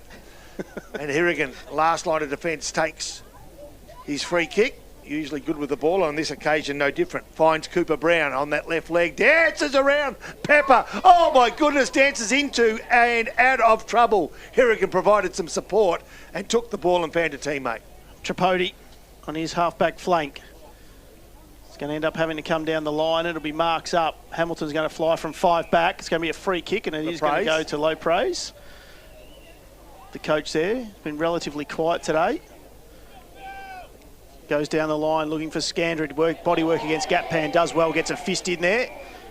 And gets a good round of applause in front of the what is a very, very healthy crowd here for the first game back at Ted Summerton. The redeveloped Ted Summerton. Still in some redevelopment. Sim out the back could be a problem here. Zapula, tap down. Scagliarini gets the handball to Dykstra. Left-footed mate, does well, good kick, finds Kelty. Kelty in front of Hourigan. So the Maroons don't have the support of Hourigan forward, so he sends it wide, looking for in front of Darcy, but Mitch Bembry does well, gets a fist in there. As Darcy does some stretching with the support fence. Cyclone fence, yeah. Ball inside 50 for the Lions, 22 points. They are in front here on the McDonald's Gippsland scoreboard. Don't Macca's walk, Macca's run to the new quarter pounder barbecue bacon, which you know Big Scudder will be having a couple of them on his way home tonight from Bairnsdale. So Mitch Musto's just gone to the bench, so we'll have to watch the matchups now. We'll see what happens through the middle. Ball thrown back in it, lands short, no ruckman able to get contact to the ball. Pepper releases a handball, and it eventually through Harms finds itself over the boundary line. Basically on the intersection of forward 50 and boundary, Moe into attack and leading by 22 points, 14 minutes gone. Third quarter. Ball to be thrown back in. The big fella, Jake Zapula Yench, front position. Traralgon taken off the ball, nicely done. Can they clear the area? They will now. Ambler, quick kick, short, finds Sam Walker. He's got a runner. Now if it lands nicely, he can go. Marsh. It was a beautiful kick. Thorley provides a good option left. He goes right though, Marsh, kicks long. He's looking for Scandret, gets hands to it, ground level. Adams could be a option, gives ground. Back to Ambler. Ambler, forward pocket. Oh, the kick's a absolute shocker, and Gatpan marks just inside the boundary and decides to play on to the full back line. Goes back to Brock Smith. He'll go wide out to Woodall, and he's got a paddock which he can run and take some ground, and he does. Takes one bounce. Comes back inboard with the kick. Finds Wood. The ever-reliable Jacob Wood on his half-back flank. Heads up, looks for Sim. He's had to backpedal a little bit just over the top, which meant he fumbled the ball, but was good enough to get the handball out. Finds to Scagliarini, puts the ball forward. Membry was the only one with eyes on the ball. He takes the mark. He's risky. Yeah, it was a risky kick. Gee, there's as you heard from Bob McMahon. He goes short, finds Hourigan. So Hourigan's got Adams over the top if he wants him, and he does, and he can run if he wishes. He doesn't. Van Dyke does well to get on the mark. Not a lot of movement here either. No, well, Moe, you've got some numbers back here. So he just puts it to a contest, 2-on-1. Hamilton does well. He's going to get the free kick. Holding. He has to go quickly. He does, but he goes too quick. Yep. Absolutely. And there was 5 Moe players right there. Scandret does well on Smith, but he's good enough to get the ball across to Gatpan. Gatpan handball. Gatpan handed across to Lockie Sim and said, Simmy, have a kick. Handball to where Van Dyke was. Yeah. And Simmy handballs it back to the boundary umpire. We'll have a boundary throw in.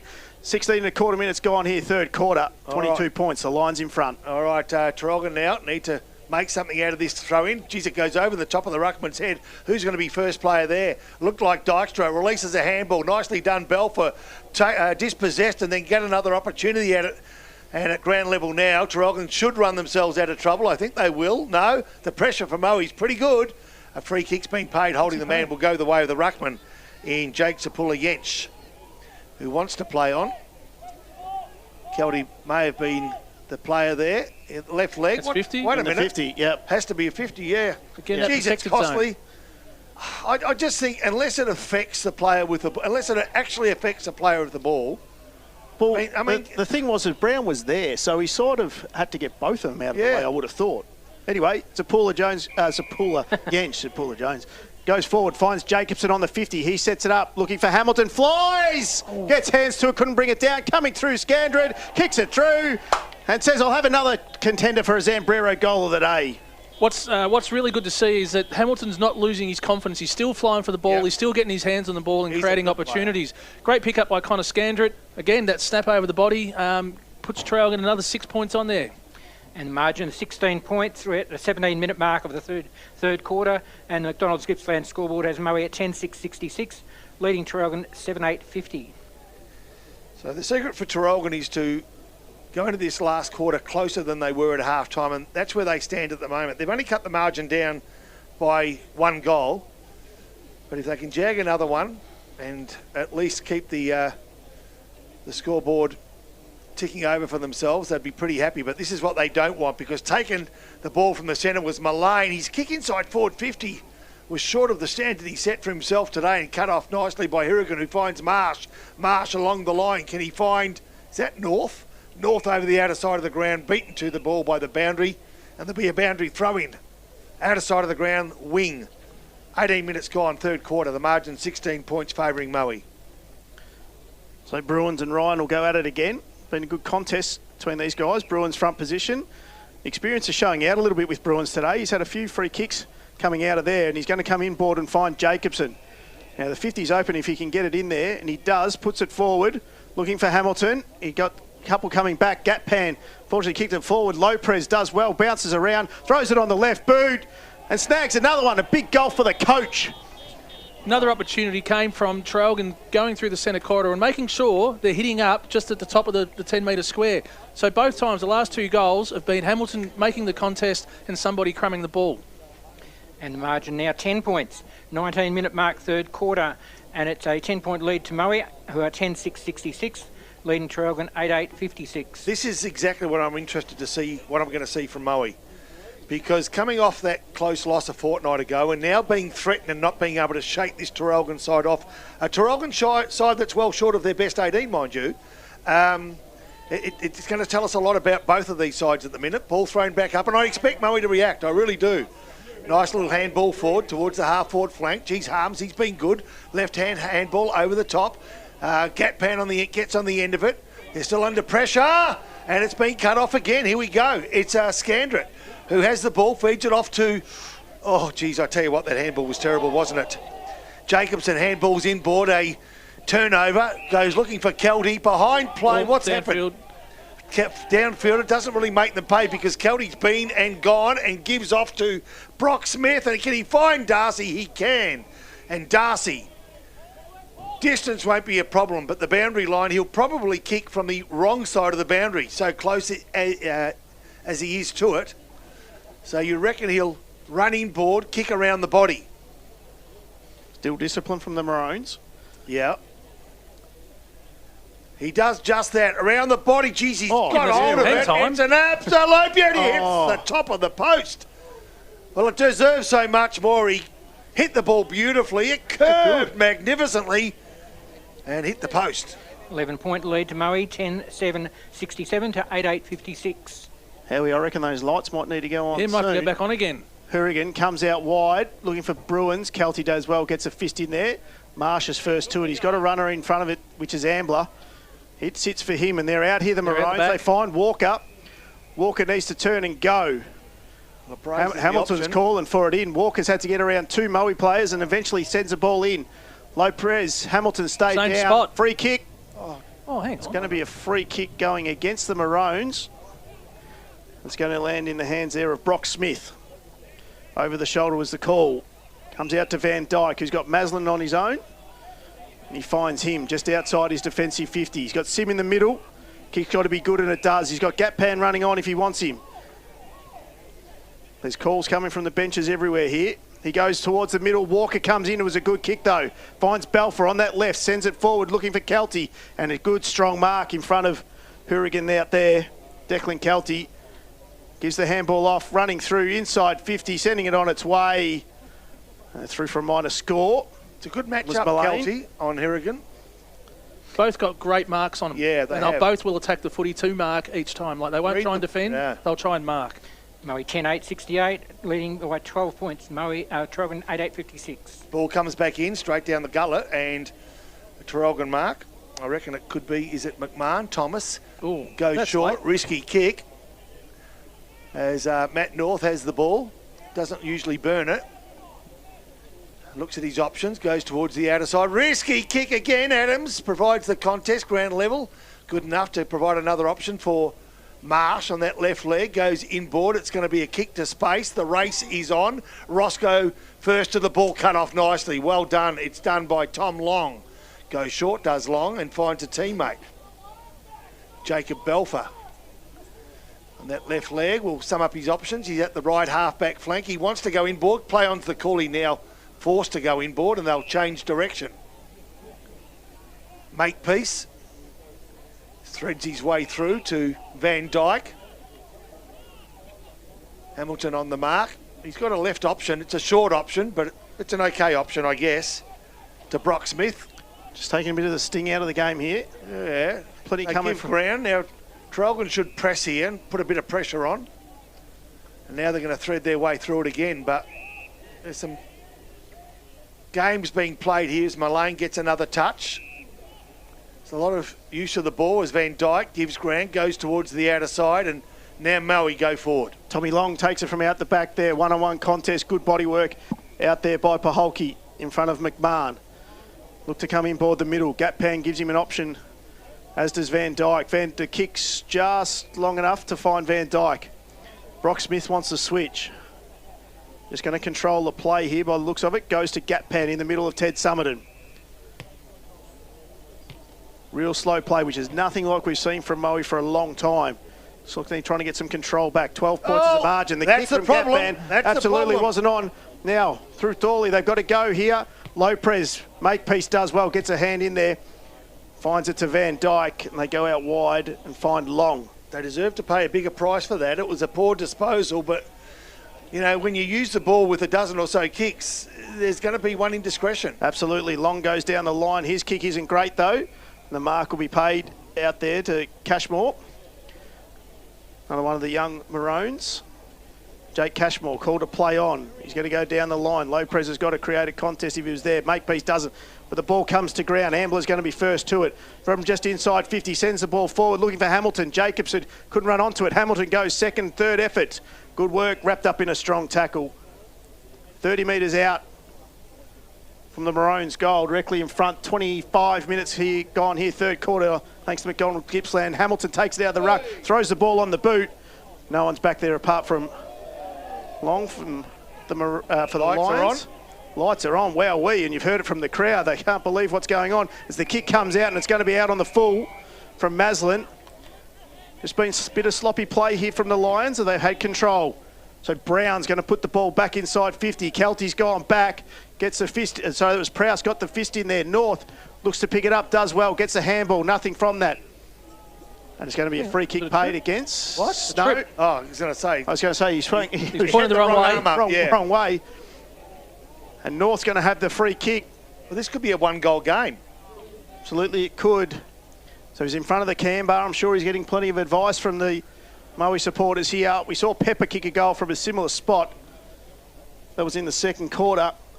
So North comes in from about 20 metres out, tight angle, puts the ball on its way, and he's narrow through for a minor score. Moe leading by 11 points. 26-minute mark of the third quarter. They're 10-8-68. Traralgon now 8-9-57. McDonald's Gippsland scoreboard. So Long to bring the ball back into play for Moe. Deep into this third quarter. There's a game on out there. Stick with us. We'll update you around the Gippsland League, Mid-Gippsland and North Gippsland shortly as well. As Long brings the ball back into play. A little bit too easy. Finds Benny Maslin. Too much room for him. So Maslin in his defensive 50. They're just wanting to set this up, but I'm not sure that it's paid dividends for them at the moment. He gives Grant to Van Dyke. Van Dyke now changes direction. They get a little bit of room here to move. Can't pick the player, thank you. Mullane, as I see Timmy Sexton's fingers point to the 9. He goes inboard. Yeah, finds a good targeting Makepeace. Good strong mark. Plays on quickly. Risky kick, this one. Now we've got a 50-50 contest. Traralgon lead the way at the moment. Taken high, he just needs to get the ball out. He cannot. And now we've got a 50-50 contest. Moe looks so much better when they move the ball quickly. They've got the talent. They've got the talent. Understand them trying to look for a different game style, but probably not needed right now as Ryan got the tap out. Brown does well, gets the handball to Jacobson. Ooh. Ambler was good. Walker, he's got some speed. Where's this going to go? He centres the ball. Great kick. Finds Bruins. 45 metres out directly in front. Thorley's working the space. North comes running past and says, if you got the distance, Fraser, go back and take the kick. 27.5 minutes gone. 11 points the margin on the McDonald's Gippsland scoreboard. Don't walk. Macca's walk. Macca's run to the new quarter pounder barbecue Bacon. So Bruins just inside 50, sends it on its way. It's low. The finger's gone up from Lopez. He likes it. Bruins likes it. And we've got less than a 1 kick margin.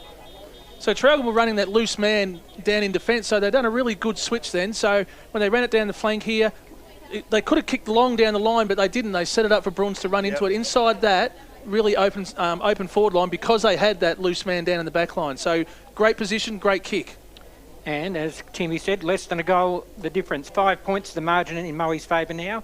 10-8-68. Traralgon have kicked the last 3 goals of the match. They are now 9-9-63. So 28 and a half minutes gone, third quarter. Wouldn't think it would be too much longer to go. So centre break here, crucial. And it's going to go the way of Traralgon. Nicely done on the end of it. He's going to be Jake Sapula. Yench, can he find a winner inside forward 50? Because that's where it is for Traralgon. Coming through nicely though, Makepeace. He's bustled off the ball as Moe under pressure. Now move it forward through Harms. And on the right half-back flank, Moe try to set something up. It's a nice leg to Paholke, who can play on quickly. Goes back on his right. He might dance around the player on the mark. He does. I thought he might. Now he's in trouble. Dispossessed. Sim with the ball. Taken off it. The pressure too much. And I tell you what, these are little signs. There's a double dance. Don't be too double dancing around me, Howie. Centre half forward is where the ball is at the moment. And at ground level, good fight at the moment. Moe send it forward, picked up beautifully. Harms, and he feeds it off. The pressure was good too. Traralgon defence standing up as there's a whistle. Free kick. And it's going to go the way of Traralgon. And it's Cashmore. Defensive 50 and another 50. Come on. Now, did we see that one? What was that one? Oh, look, I don't know. It looks like I could only say it's potentially mouth because I didn't see anything else in between it, but I don't know. Good 50s. They are. Wow. Cashmore plays on, kicks inside forward 50. He's got a target and he's found that target. Big Bruins. And it's Big Bruins. And I tell you right now, distance won't be a problem. He's going to kick from 40. On the siren. The siren's gone. They're 5 points down. He's on a 45-degree angle. The only thing wrong with this is it's not the final siren, it's a three-quarter time siren. Here we go, Bruins. He'll kick from 45, on a 45. He was brilliant a moment ago. Off the boot, it's an absolute beauty. Traralgon have hit the front at three-quarter time. Let me scratch my eyes. I don't believe what I'm seeing. They've arrested the lead with a courageous 10 minutes of football. Absolutely they have, and the Maroons will go in front. As Poppy said, in front by 1 point.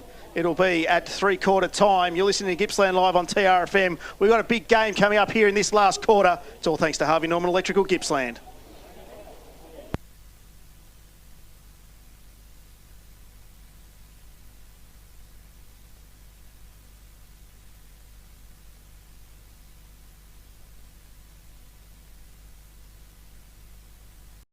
At Alinta Energy, we never stop moving to make sure you're happy with your energy plan.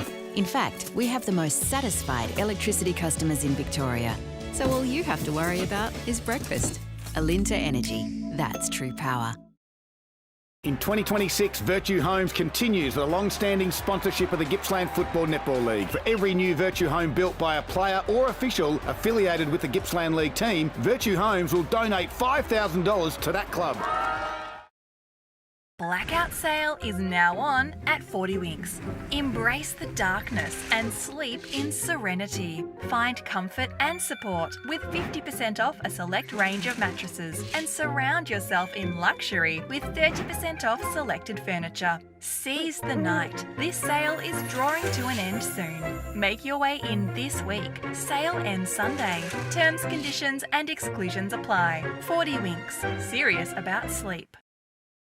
Electel, your local Irrigear member, locally owned with national buying power. Check out the huge range of domestic and commercial Davy pumps, firefighting pumps and equipment, pool and spa chemicals, equipment and robotic cleaners, water filtration supplies from PureTech, spit water high pressure washers, high power generators, polypipe plumbing fittings, sprinklers and a great range of Polymaster water tanks in a selection of sizes. Proudly supporting the Gippsland League, visit Electel after the final siren.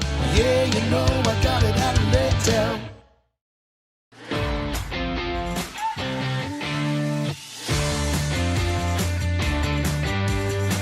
92% say that they feel safe at Cedar College. And what does that mean? I feel safe. It means I feel like I fit in. I feel like I'm part of something.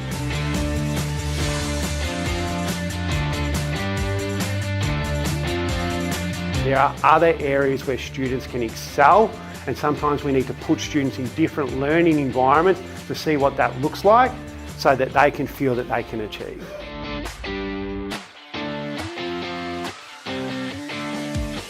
So everything that we do is based on industry experience, and we do that by creating the reality that real life learning is about getting out and doing, and we do that by having our connections to industry.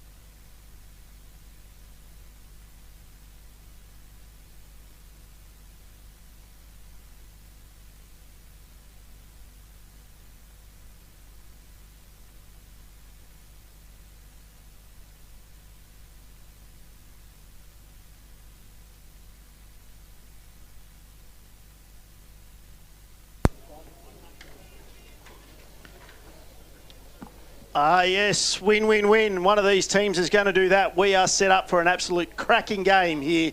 Round 12, Alinta Energy Gippsland League. Listening to Gippsland live on TRFM. Three-quarter time scores. Well, the Maroons, they kicked 6 of the last 7 goals. It was a 28-point margin at the start of the third quarter when Paholke kicked the goal a minute in. Then the Maroons kicked 6 of the last 7, and they are in front, 10-9-69 to the Lions, 10-8-68. Interesting to see how we go there.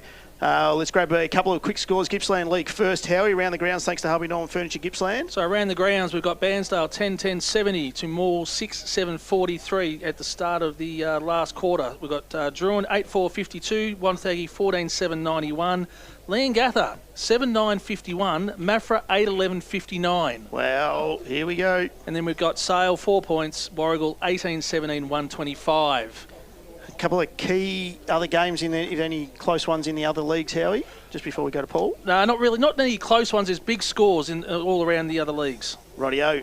Let's go, thanks to Gippsland MG, the U9 dual cab ute, engineered for work, weekend adventures and everything in between. Available now at Gippsland MG. LMC 11552. Paul Carter with some key stats. Well, Traralgon absolutely dominated the inside 50s, 15-8 that quarter, and the clearance was 10-6 for the term. Moe, I didn't remark off air, 41 marks in that quarter. They've had 102 marks to 62 to this stage of the match. Stat winners, James Harms on 26 disposals, Blake Mullane on 23, Scott Van Dyke on 19. Ty Hurings had another 8, he goes up to 25. 21 for Connor Ambler.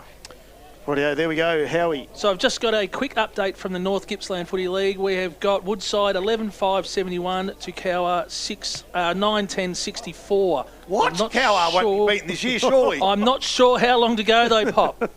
Well, Pop, you could... Yeah. I could be 5 out of 5 today. The commentator's curse is coming out everywhere. There's a mob coming from Cowra right as we speak. It is saying they're final. heading to Moe. No, I wouldn't go for it. It's a bit too early, but it is saying final on here, but I wouldn't think so. Not yet. We're all set up for a magnificent quarter as the big crowd here at Ted Summerton slowly makes their way off the ground.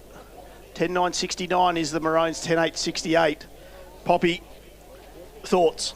Well, surprising result. For the first time in my life, I've tipped against Traralgon. I just expected a better response from Moe, and I saw signs of it. I mean, early in that third quarter, they were up by 28 points, and things were going as we probably expected to a certain degree. But give credit where it's due. Traralgon have been relentless with their attack on the ball.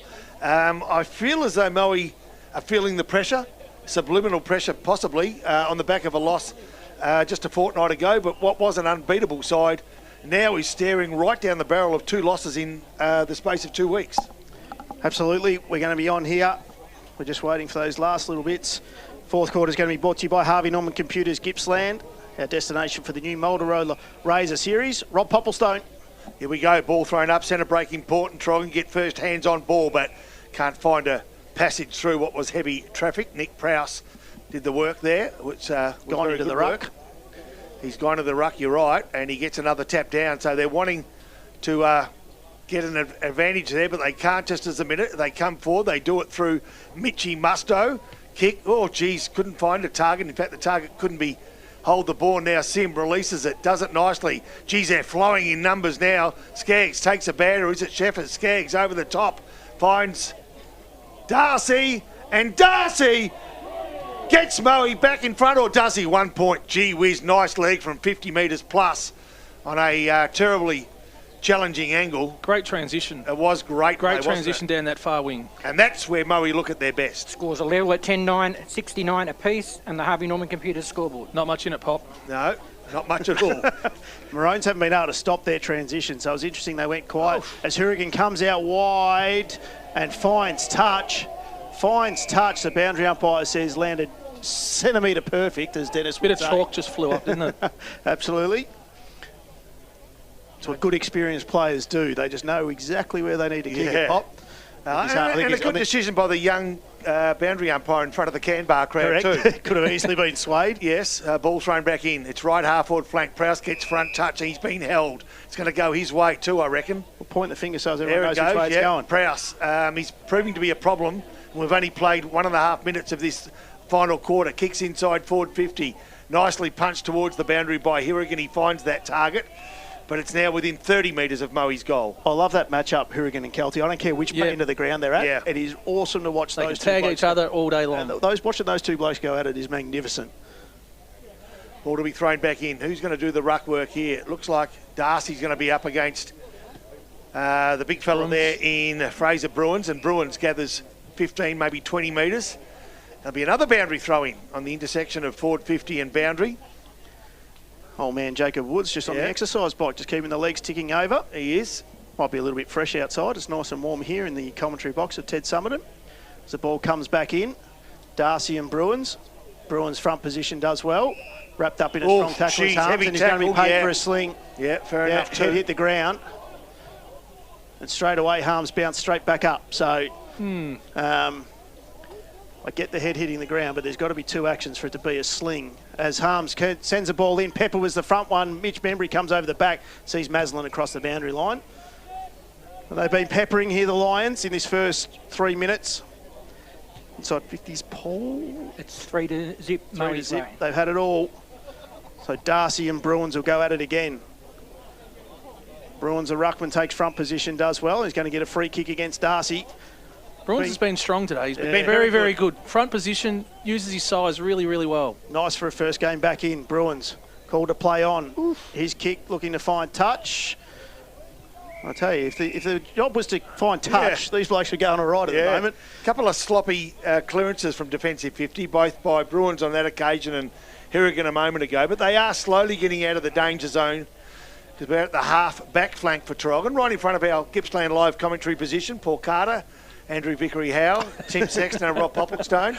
Ball now on the arc of 50. Quick kick from the pack from Benny Maslin inside forward 50. Nicely done. Declan to Darcy around the body. Couldn't drag it back in. Out of play on the full. I reckon Mitchy Musto might take the resultant free kick. He will, as Timmy Sexton calls it from here.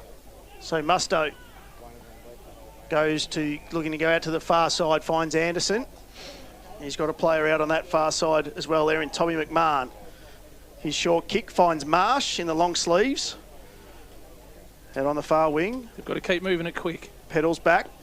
He's going to dump this ball down the line. He's got Walker in front. Roscoe tries to keep the ball in, does well. He's got pressure from the Lions. Oh yeah, they're in harms. For all of our listeners enjoying this call, we've got some interesting news for you at the start of next week's game. It is what is the middle name of Daryl Cooling? You won't guess it in a million years. We'll tell you it starts with M. That's about as much as you're going to get. Free kick is going to go here to... No, it's a mark. It's going to go... Well, the free kick was called, but then it's going to go to Scandrett here. He's half-forward flank for the Maroons. Gives the handball off to Brown on that raking left foot. Sends it inside. Good body work early. 1, 2, 3, Hamilton. I tell you, he's had it almost their day. And that one has just stuck the right bit out and has snagged it.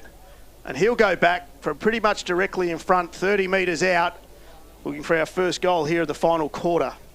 So you say it starts with M? Yeah. Okay. He has alluded to it being marvellous. It is not marvellous. So Daryl Cooling's middle name starts with M. We'll break the news to you next week, pre-game. And he's not a magician either. He's not a magician. So Hamilton. He has been called a mongrel, but it's not that as well. Looking for his first today. Sends it on its way. A little shuffle from the goal umpire, but he puts it through the middle, and the Maroons are in front. What's pleasing about that is that Traralgon players have kept confidence in Tommy Hamilton. They've kept feeding him the ball. Yep. They've made him run at the footy and get his hands on it.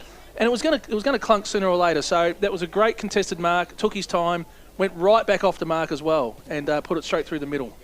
And Traralgon's lead is 6 points at the 6-minute mark of the final quarter. Harvey Norman Computers scoreboard has the Maroons 11-9-75, leading Moe 10-9-69.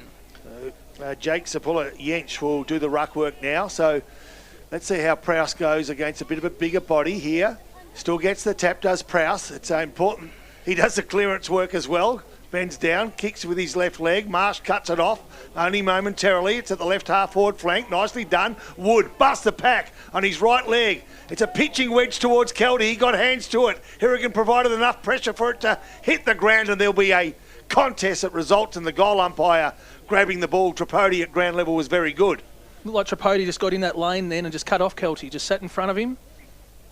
Made the difference, didn't it? Ball thrown up. Darcy hits the deck, kick around the body within 15 metres. Kelty flying high. Couldn't. Pepper can't keep it in. Boundary throwing 25 metres from Moe's goals. 7 minutes gone. Final quarter. 1 goal the difference. The visitors, Traralgon, 5th on the ladder. Looking to sucker punch Moe back into their second defeat in a fortnight. Mafra, meanwhile, are going on to bigger and better things against Leongatha. We'll update you shortly on that game also. Ball thrown back in. Quick kick from the pack. Busting through out of the pack was Musto. Ball, good strong mark. LaPraise goes clunk. Takes a good mark. Left back flank. Wants to move the ball along the line. He does so. Geez, he's chipped one through, hoping he can find Masters. He can't. Coming through was Jacobson. Can he keep it in? Tries to kick it in. In fact, it comes off the knee of Gatpan and goes awfully close to being out of play on the full. The boundary umpire, well, he was umming and ahhing. He wasn't as confident about this one as he was the last, but there'll be a boundary throw in. Centre wing, grandstand side. True centre wing here. Nearly 8 minutes gone. Prowse front position gets the tap down. Mullane didn't have anyone around him. Tried to take the tackler on. Oh, jeez. The umpire was blindsided, but he had 2 hands free and he could have got rid of it. Yeah, the umpire gives a little wry smile. Might have got away with one there. Zapula tries to get it out. He's wrapped up by Prowse. We'll have another ball up. Look at all the names that are around there. Paholke's in there. Prowse they've put in there. Tap comes down. Riley Adams, he gets the handball out. Balfour looks to come through. Ambler put his head over the ball. Van Dyke, he's wrapped up by Adams. I tell you, there is not going to be an inch given in this last quarter. It's lifted. The tempo's lifted. The ferocity at the ball's lifted. Prowse, Zapula got out of the way. He said, Prowse, stand up. Mullane gives the big fist. Roscoe, he's going to swing on the left foot. He's put under pressure there from Paholke. Tripodi keeps it in, and Cheffers is going to do well. Sends it forward. Hurrigan comes over the back of Kelty with the mark. He's like a cat. He jumped up, landed on his feet, jumped on Cheffers. That was an unbelievable second effort. Well, Kelty had arms outstretched. Yes. Kelty's arms are very long. And somehow Hurrigan, he had arms like a giraffe's neck. He's an alien. Over the top. He's an alien. He's not real. Ball thrown back in. Half-forward flank. Nicely done, Mullane. Geez, nearly grabbed the ball and went, but left without it and now applied the tackle. Good tackle it was to keep his opponent in Ambler at the bottom of the pack. Near 50 in boundary, Moe into attack. They're trailing by 1 goal. Here we go. Here's a chance on the end of it. Paholke, he's good around the body. He needs to be great. Falls short. Is it? It's gone through the legs. Has it gone through? It's gone through the legs. Or has it bounced off the leg of Kelty? They're all coming up to Kelty, or has Kelty shepherded it through? It's a Sambrero goal of the day contender. If it's a goal, I don't know confusion. who kicked it. One sec. It's a goal. I don't know who's celebrating. Is it Kelty? Is it Paholke? Which one? Well, I'm not sure if they're celebrating because Kelty shepherded it through or it came off his leg and through for a goal. And it's sat in the air for a long time too. Well, they gave it to Kelty. They've given it to Kelty. There you go. So, but they might be listening to our commentary. Because we don't know. We don't know. I hope they're not listening. We haven't known what we're doing all day. One sec, I'll try something. I'm pretty sure Popplestone kicked that goal. I think Liz they haven't fallen for it. 11,975 a piece the teams are on the Harvey Norman computer scoreboard. 10 minutes gone. Here we go. Ball bounce up in the centre. Again, Harms comes. Free kick paid. Which way it's going to go? It's going to go the way of Paholke. He's been thrown in the guts. He's the player that they think can turn it. And behind, he's just about been caught. He did a great job to get foot to ball, did Paholke. Now it's inside forward 50. Coming through Harms. That's tries to get rid of a tackler and can't. Dispossessed. Nice tackle. Free kick. Goes the way of McMahon, who goes towards the outer side. Risky kick. In fact, it's been marked by Moe, and they play on quickly. On the end of it, Paholke. Here he goes. He missed the last one. He's downfield. Been kicked. He's been dispossessed of the ball. One sec. It can't be down the field because it's gone through for a goal. Bonus score. Now, in all this, we're up around. Let's just hope everyone just controls themselves out there on the ground. Yes. Make this it's been a cracking game of footy. 11 and a half minutes gone. Paholke is going to have his free kick. He'll kick from 50 metres. He'll do this. You got the distance, Paul? I can't see him missing it. He's a goal kicker of note. He's an absolute great kick. He sits on top of the leading goal kickers for the league. He's right in front of goal. He's kicked 2 today. He can't miss from here. 50 metres out, directly in front. Oh, he's missed. So far, so good. All right, come on. Handy point. Moe, 11-10, 76 lead by 1 point over Traralgon, 11-9, 75, 12-minute mark, final quarter. Hourigan comes in and finds Tom McMahon. His defensive pocket to Musto, still inside their defensive 50. Moe have lifted their work rate. They're doing a good job, and I can see Kelty working hard too in the background to cut off an option. Musto goes low. Oh, I tell you what, they've dropped it and they've gone forward. Nicely done. They've done it through Cashmore towards the half-forward flank. On the end of it is Hamilton. Hamilton needs to push back quickly. He does so. Has he got an option long? He has. It could be Laprise. He's in the right position. Good defensive work, and Moe will get themselves out of trouble through Gatpan, who handballs releases. Not yet. The pressure from Traralgon in that forward 50 is pretty good. And there'll be a free kick. Goes Moe's way. You pick it up with your binoculars, Timmy. Yeah, Brock Smith just held after he got rid of that handball. But it slowed the play down. It gives Traralgon an opportunity now to man up and try and keep that ball in their forward 50. Is that scoreboard right, Paul? No, Moe's 11-10. Okay, so Moe in front by a behind. If you're at the ground, just take note. Moe lead by a point. Comes White and finds... There it is there. Van Dyke. They are listening to you, Pop. Van Dyke in his defensive goal square. Going to come grandstand side. That's late. Geez, I didn't think that was late at all. Yeah, but you just don't do anything silly where it is. He plays on, does makepeace, gets the handball and puts the pressure on. He's taken the bounce. Was his prior was Scagliarini. Oh, and he does a little bit of Gaelic footy to try and keep it in front of him. Cashmore does well. He's wrapped up by Wood. Well, hang on. And we'll have a boundary throw in right in front of the Moe coach's box here. Woody was just bringing him over to the massage table. Yeah. just take an early one. 1 point the margin. 13 and a half minutes gone here. You're listening to Gippsland Live on TRFM. As Ryan and Zapula and it's going to be a free kick. There has been that many free kicks out of this ruck contest. I'll tell you, the AFL need to have a look at this one. Look at this game, because there'd be 100 free kicks in the AFL if this was called. Ryan, he's going to deliver the ball inside 50. Big marks flying from the back. Hands on a 1-2. Hourigan then chopped it off in front of Kelty. He's wrapped up in a strong tackle by Darcy. We'll have another ball up, 35 metres out, 40 metres out from the Lions' goal. Traralgon don't have a ruck. 14 and a quarter minutes gone. Musto's going to ruck against Ryan. It's exactly the same thing, but no free kick paid. Yeah, I did notice that. I thought he had his arms around him. Just because he was smaller. Anyway. It's about us small blokes. Don't get nothing. Don't get much in life. No. There's one thing about small blokes get, and I'll tell you about it off air. Here we go. Free kick. Thrown up, free kicks here. Another one. But I don't know why they're picking these Tiggy Touchwoods free kicks out. 1 sec. Now it's 50-metre penalty. Come on, we've got a great game on our hands. So many 50s and they don't learn. Keep their mouth shut. Yeah, well, and you'd suspect that's the case, wouldn't you? Yeah. So Bruins to go long from the middle of the ground. Looking for Hamilton's going to fly from the back. Good fist coming in there from Brock Smith. I tell you, he's been great all day. Boundary throw in on the basically just on the 50 for the Maroons. 1 point is the lead for the Lions. 15 minutes gone here, final quarter. I just sense that Traralgon just starting to feel the pinch physically with this contest at the moment. They're just running on the spot, a few of them. Let's see if they can find something. They've still got another 15 minutes of hard work even to give themselves an opportunity. But right now they're within striking distance. They're 50 metres out from their own goals. They're kicking to the left of Radio. They trail by a point. At the moment though, Belfer finds a way through for Moe. A kick around the body. Nice, good, strong take it was by Bruins. He had the bulk and the height over Wood and just read the ball beautifully. Sends it inside forward 50. Ball falls to ground. Quick kick forward towards the boundary. Adams overruns it. Gatpan tackled with ball. 30 metres from Traralgon's goals and the umpire will take control. Here it is, forward pocket. Ruckman go at it again. Hamilton tried to get with that one. Umpire said he got the handball away. Wrapped up in the tackle there is Smith by Adams. We'll have another ball up. Hard up against the boundary line. 25 metres around from the Maroons' goal. Hamilton front position, works his player underneath it. Around the corner.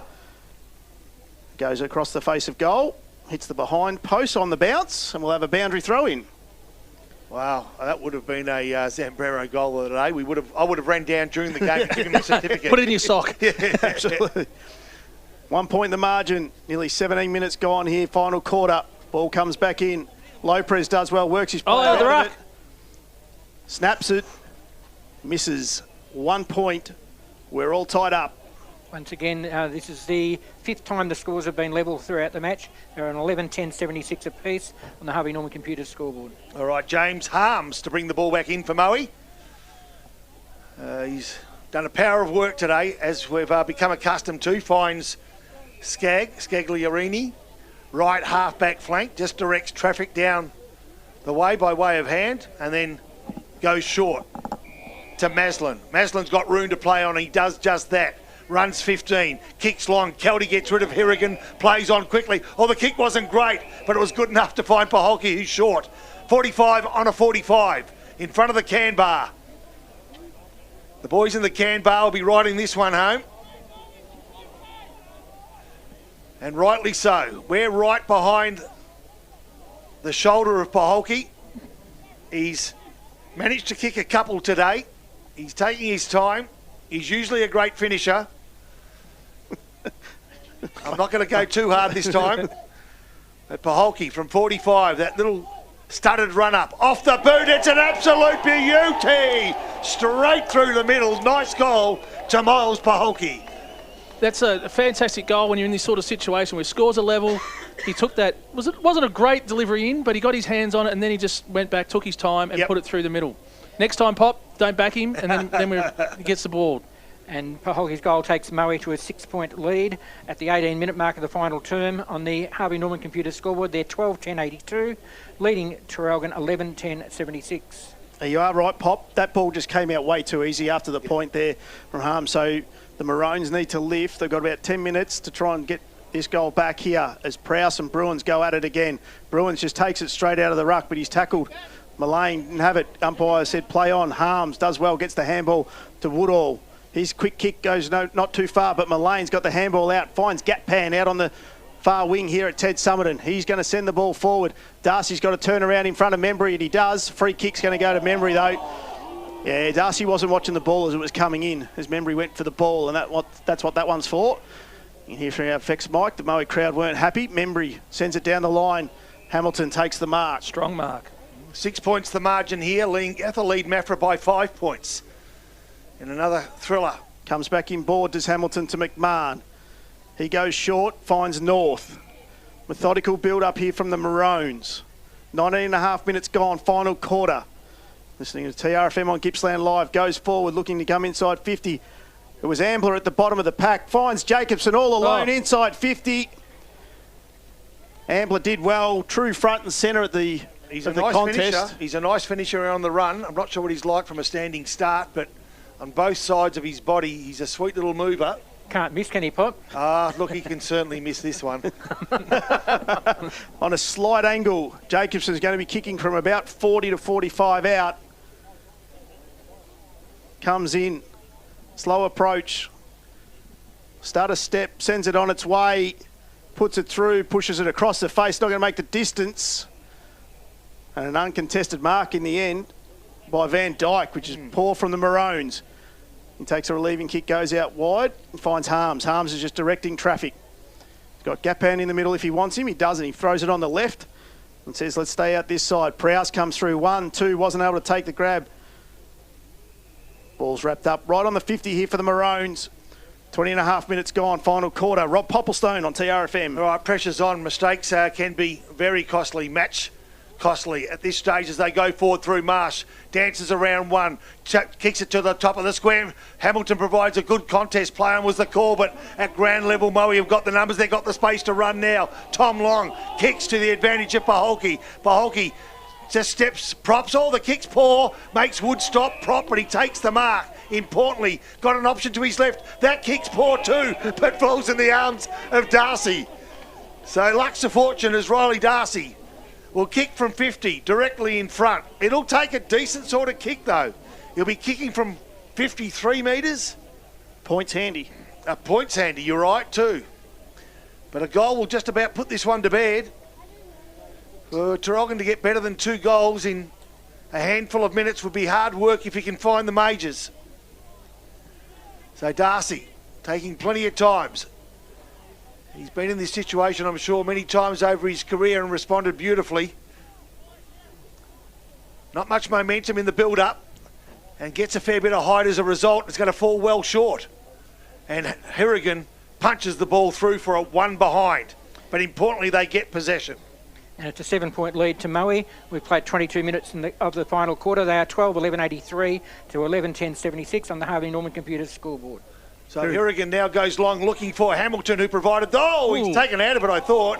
And the umpire saw what I saw. Absolutely he did. Makepeace had a hand, smack bang in the middle of his back. So Hamilton on his half-back flank. Needs some activity. He's got Walker up ahead. He's going to put it on his head, though. Gets over the back. First is Woodall. He's hunted down by Musto. Adams gets a quick kick in there. Walker just throws the boot in and it's going to fortuitously end up in the hands there of North. He goes out wide looking for Marsh. Marsh from inside 50 puts it on its way. Going across the face of goal.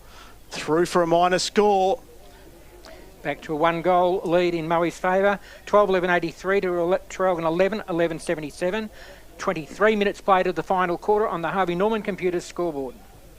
Well, here we go. 23 minutes gone. Long. Bringing the ball back in. And this is just too easy for the Lions at the moment. Woodall, he's just going to go back to Long. I don't understand. Bit early. Yeah. Where's the pressure coming from the Maroons? Yep. But Long goes out wide. Finds Van Dyke. Takes the mark in front of Marsh. His short kick. Finds Dykstra. Out on that far wing. He's asking everyone to come across to the far side. Sends the ball down on the wing. Prowse in front. Bruins from the back.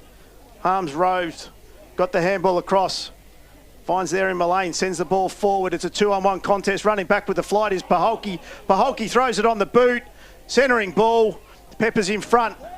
He's in front of Anderson. He works him underneath it, sends it on his right, finds Kelty, not 15, play on. Kelty's just got to send towards goal. And he's hit the post. Raised the finger as if it had gone through and it's hit the post. 12-12-84 Moe leading Traralgon 11-11-77. Harvey Norman Computers scoreboard, 24-minute mark final quarter. How good's football? Membry brings the ball back in, tries to get over the top. Brock Smith does well.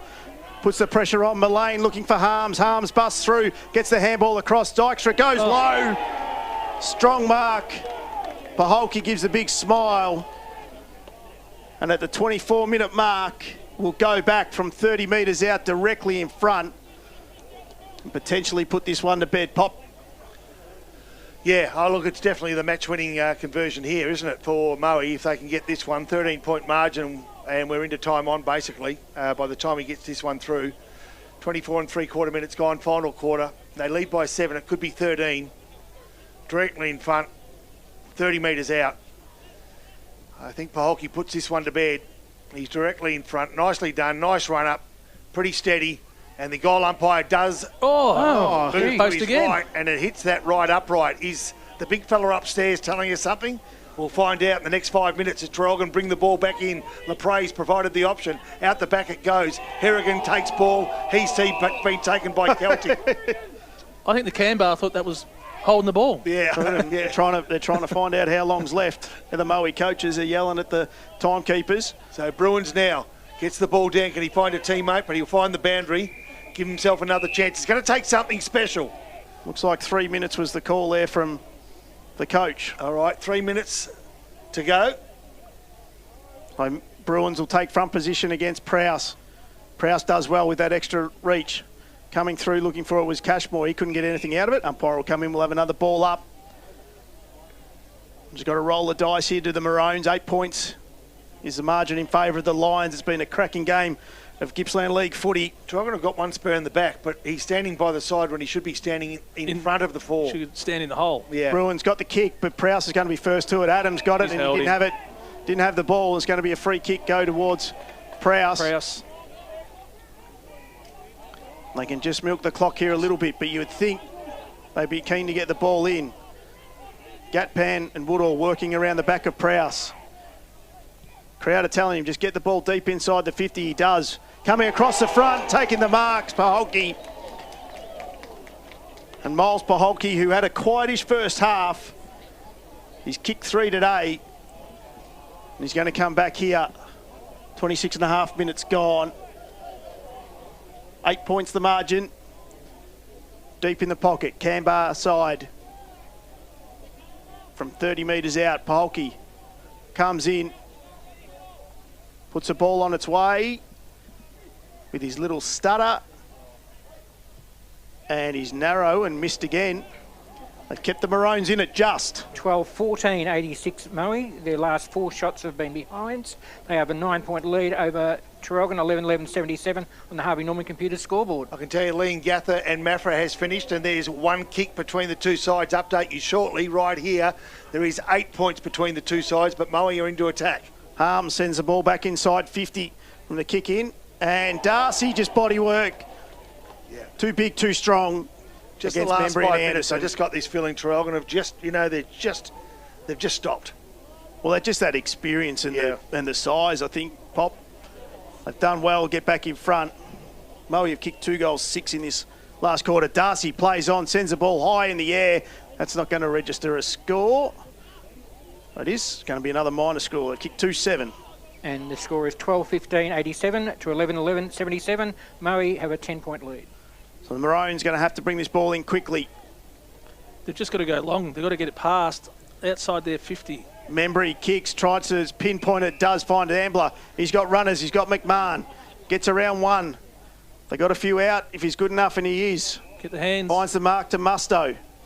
Musto's got to push back quickly. Got a runner on his outside. Sends the ball in low.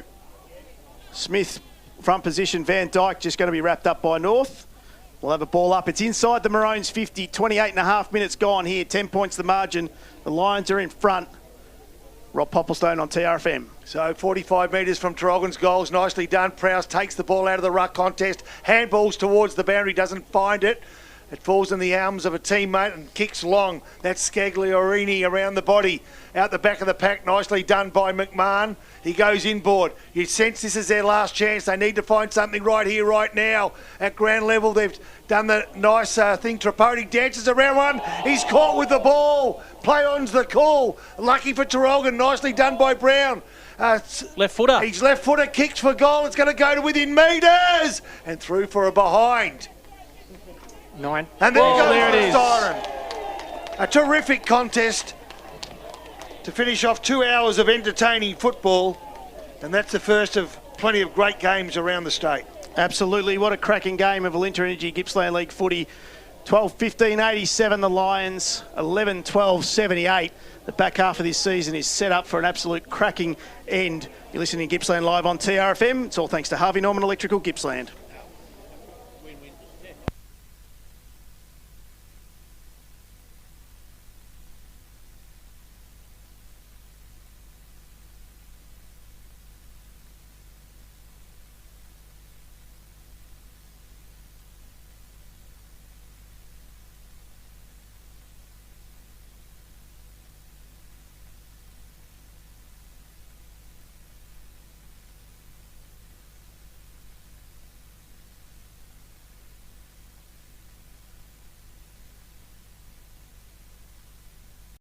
At Alinta Energy, we never stop moving to make sure you're happy with your energy plan. In fact, we have the most satisfied electricity customers in Victoria.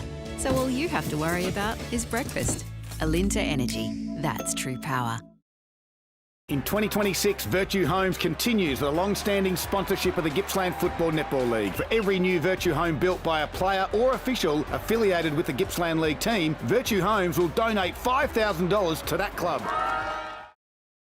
Blackout sale is now on at 40 Winks. Embrace the darkness and sleep in serenity. Find comfort and support with 50% off a select range of mattresses and surround yourself in luxury with 30% off selected furniture. Seize the night. This sale is drawing to an end soon. Make your way in this week. Sale ends Sunday. Terms, conditions and exclusions apply. 40 Winks. Serious about sleep. Electel, your local Irrigear member, locally owned with national buying power. Check out the huge range of domestic and commercial Davy pumps, firefighting pumps and equipment, pool and spa chemicals, equipment and robotic cleaners, water filtration supplies from PureTech, spit water high pressure washers, high power generators, polypipe plumbing fittings, sprinklers and a great range of Polymaster water tanks in a selection of sizes. Proudly supporting the Gippsland League. Visit Electel after the final siren. Yeah, you know I got it at Electel.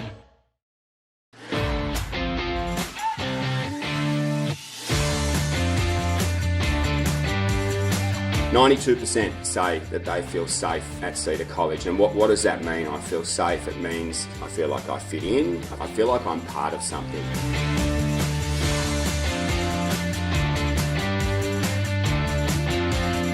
There are other areas where students can excel, and sometimes we need to put students in different learning environments to see what that looks like so that they can feel that they can achieve.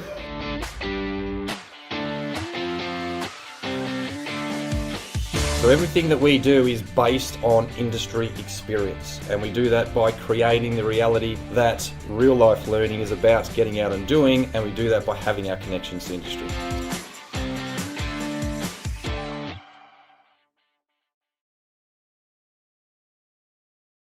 It's the Gippsland League. Top 5 goals for round 11. Number 1, Jordan Descent here from Sale. Just getting on the end of that handball. Great interception. Launches from 50 and sends it home. A great goal.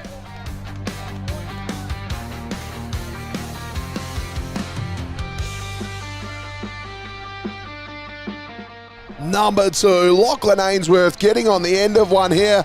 A great team effort. He just wanders home, launches from long distance and puts it home.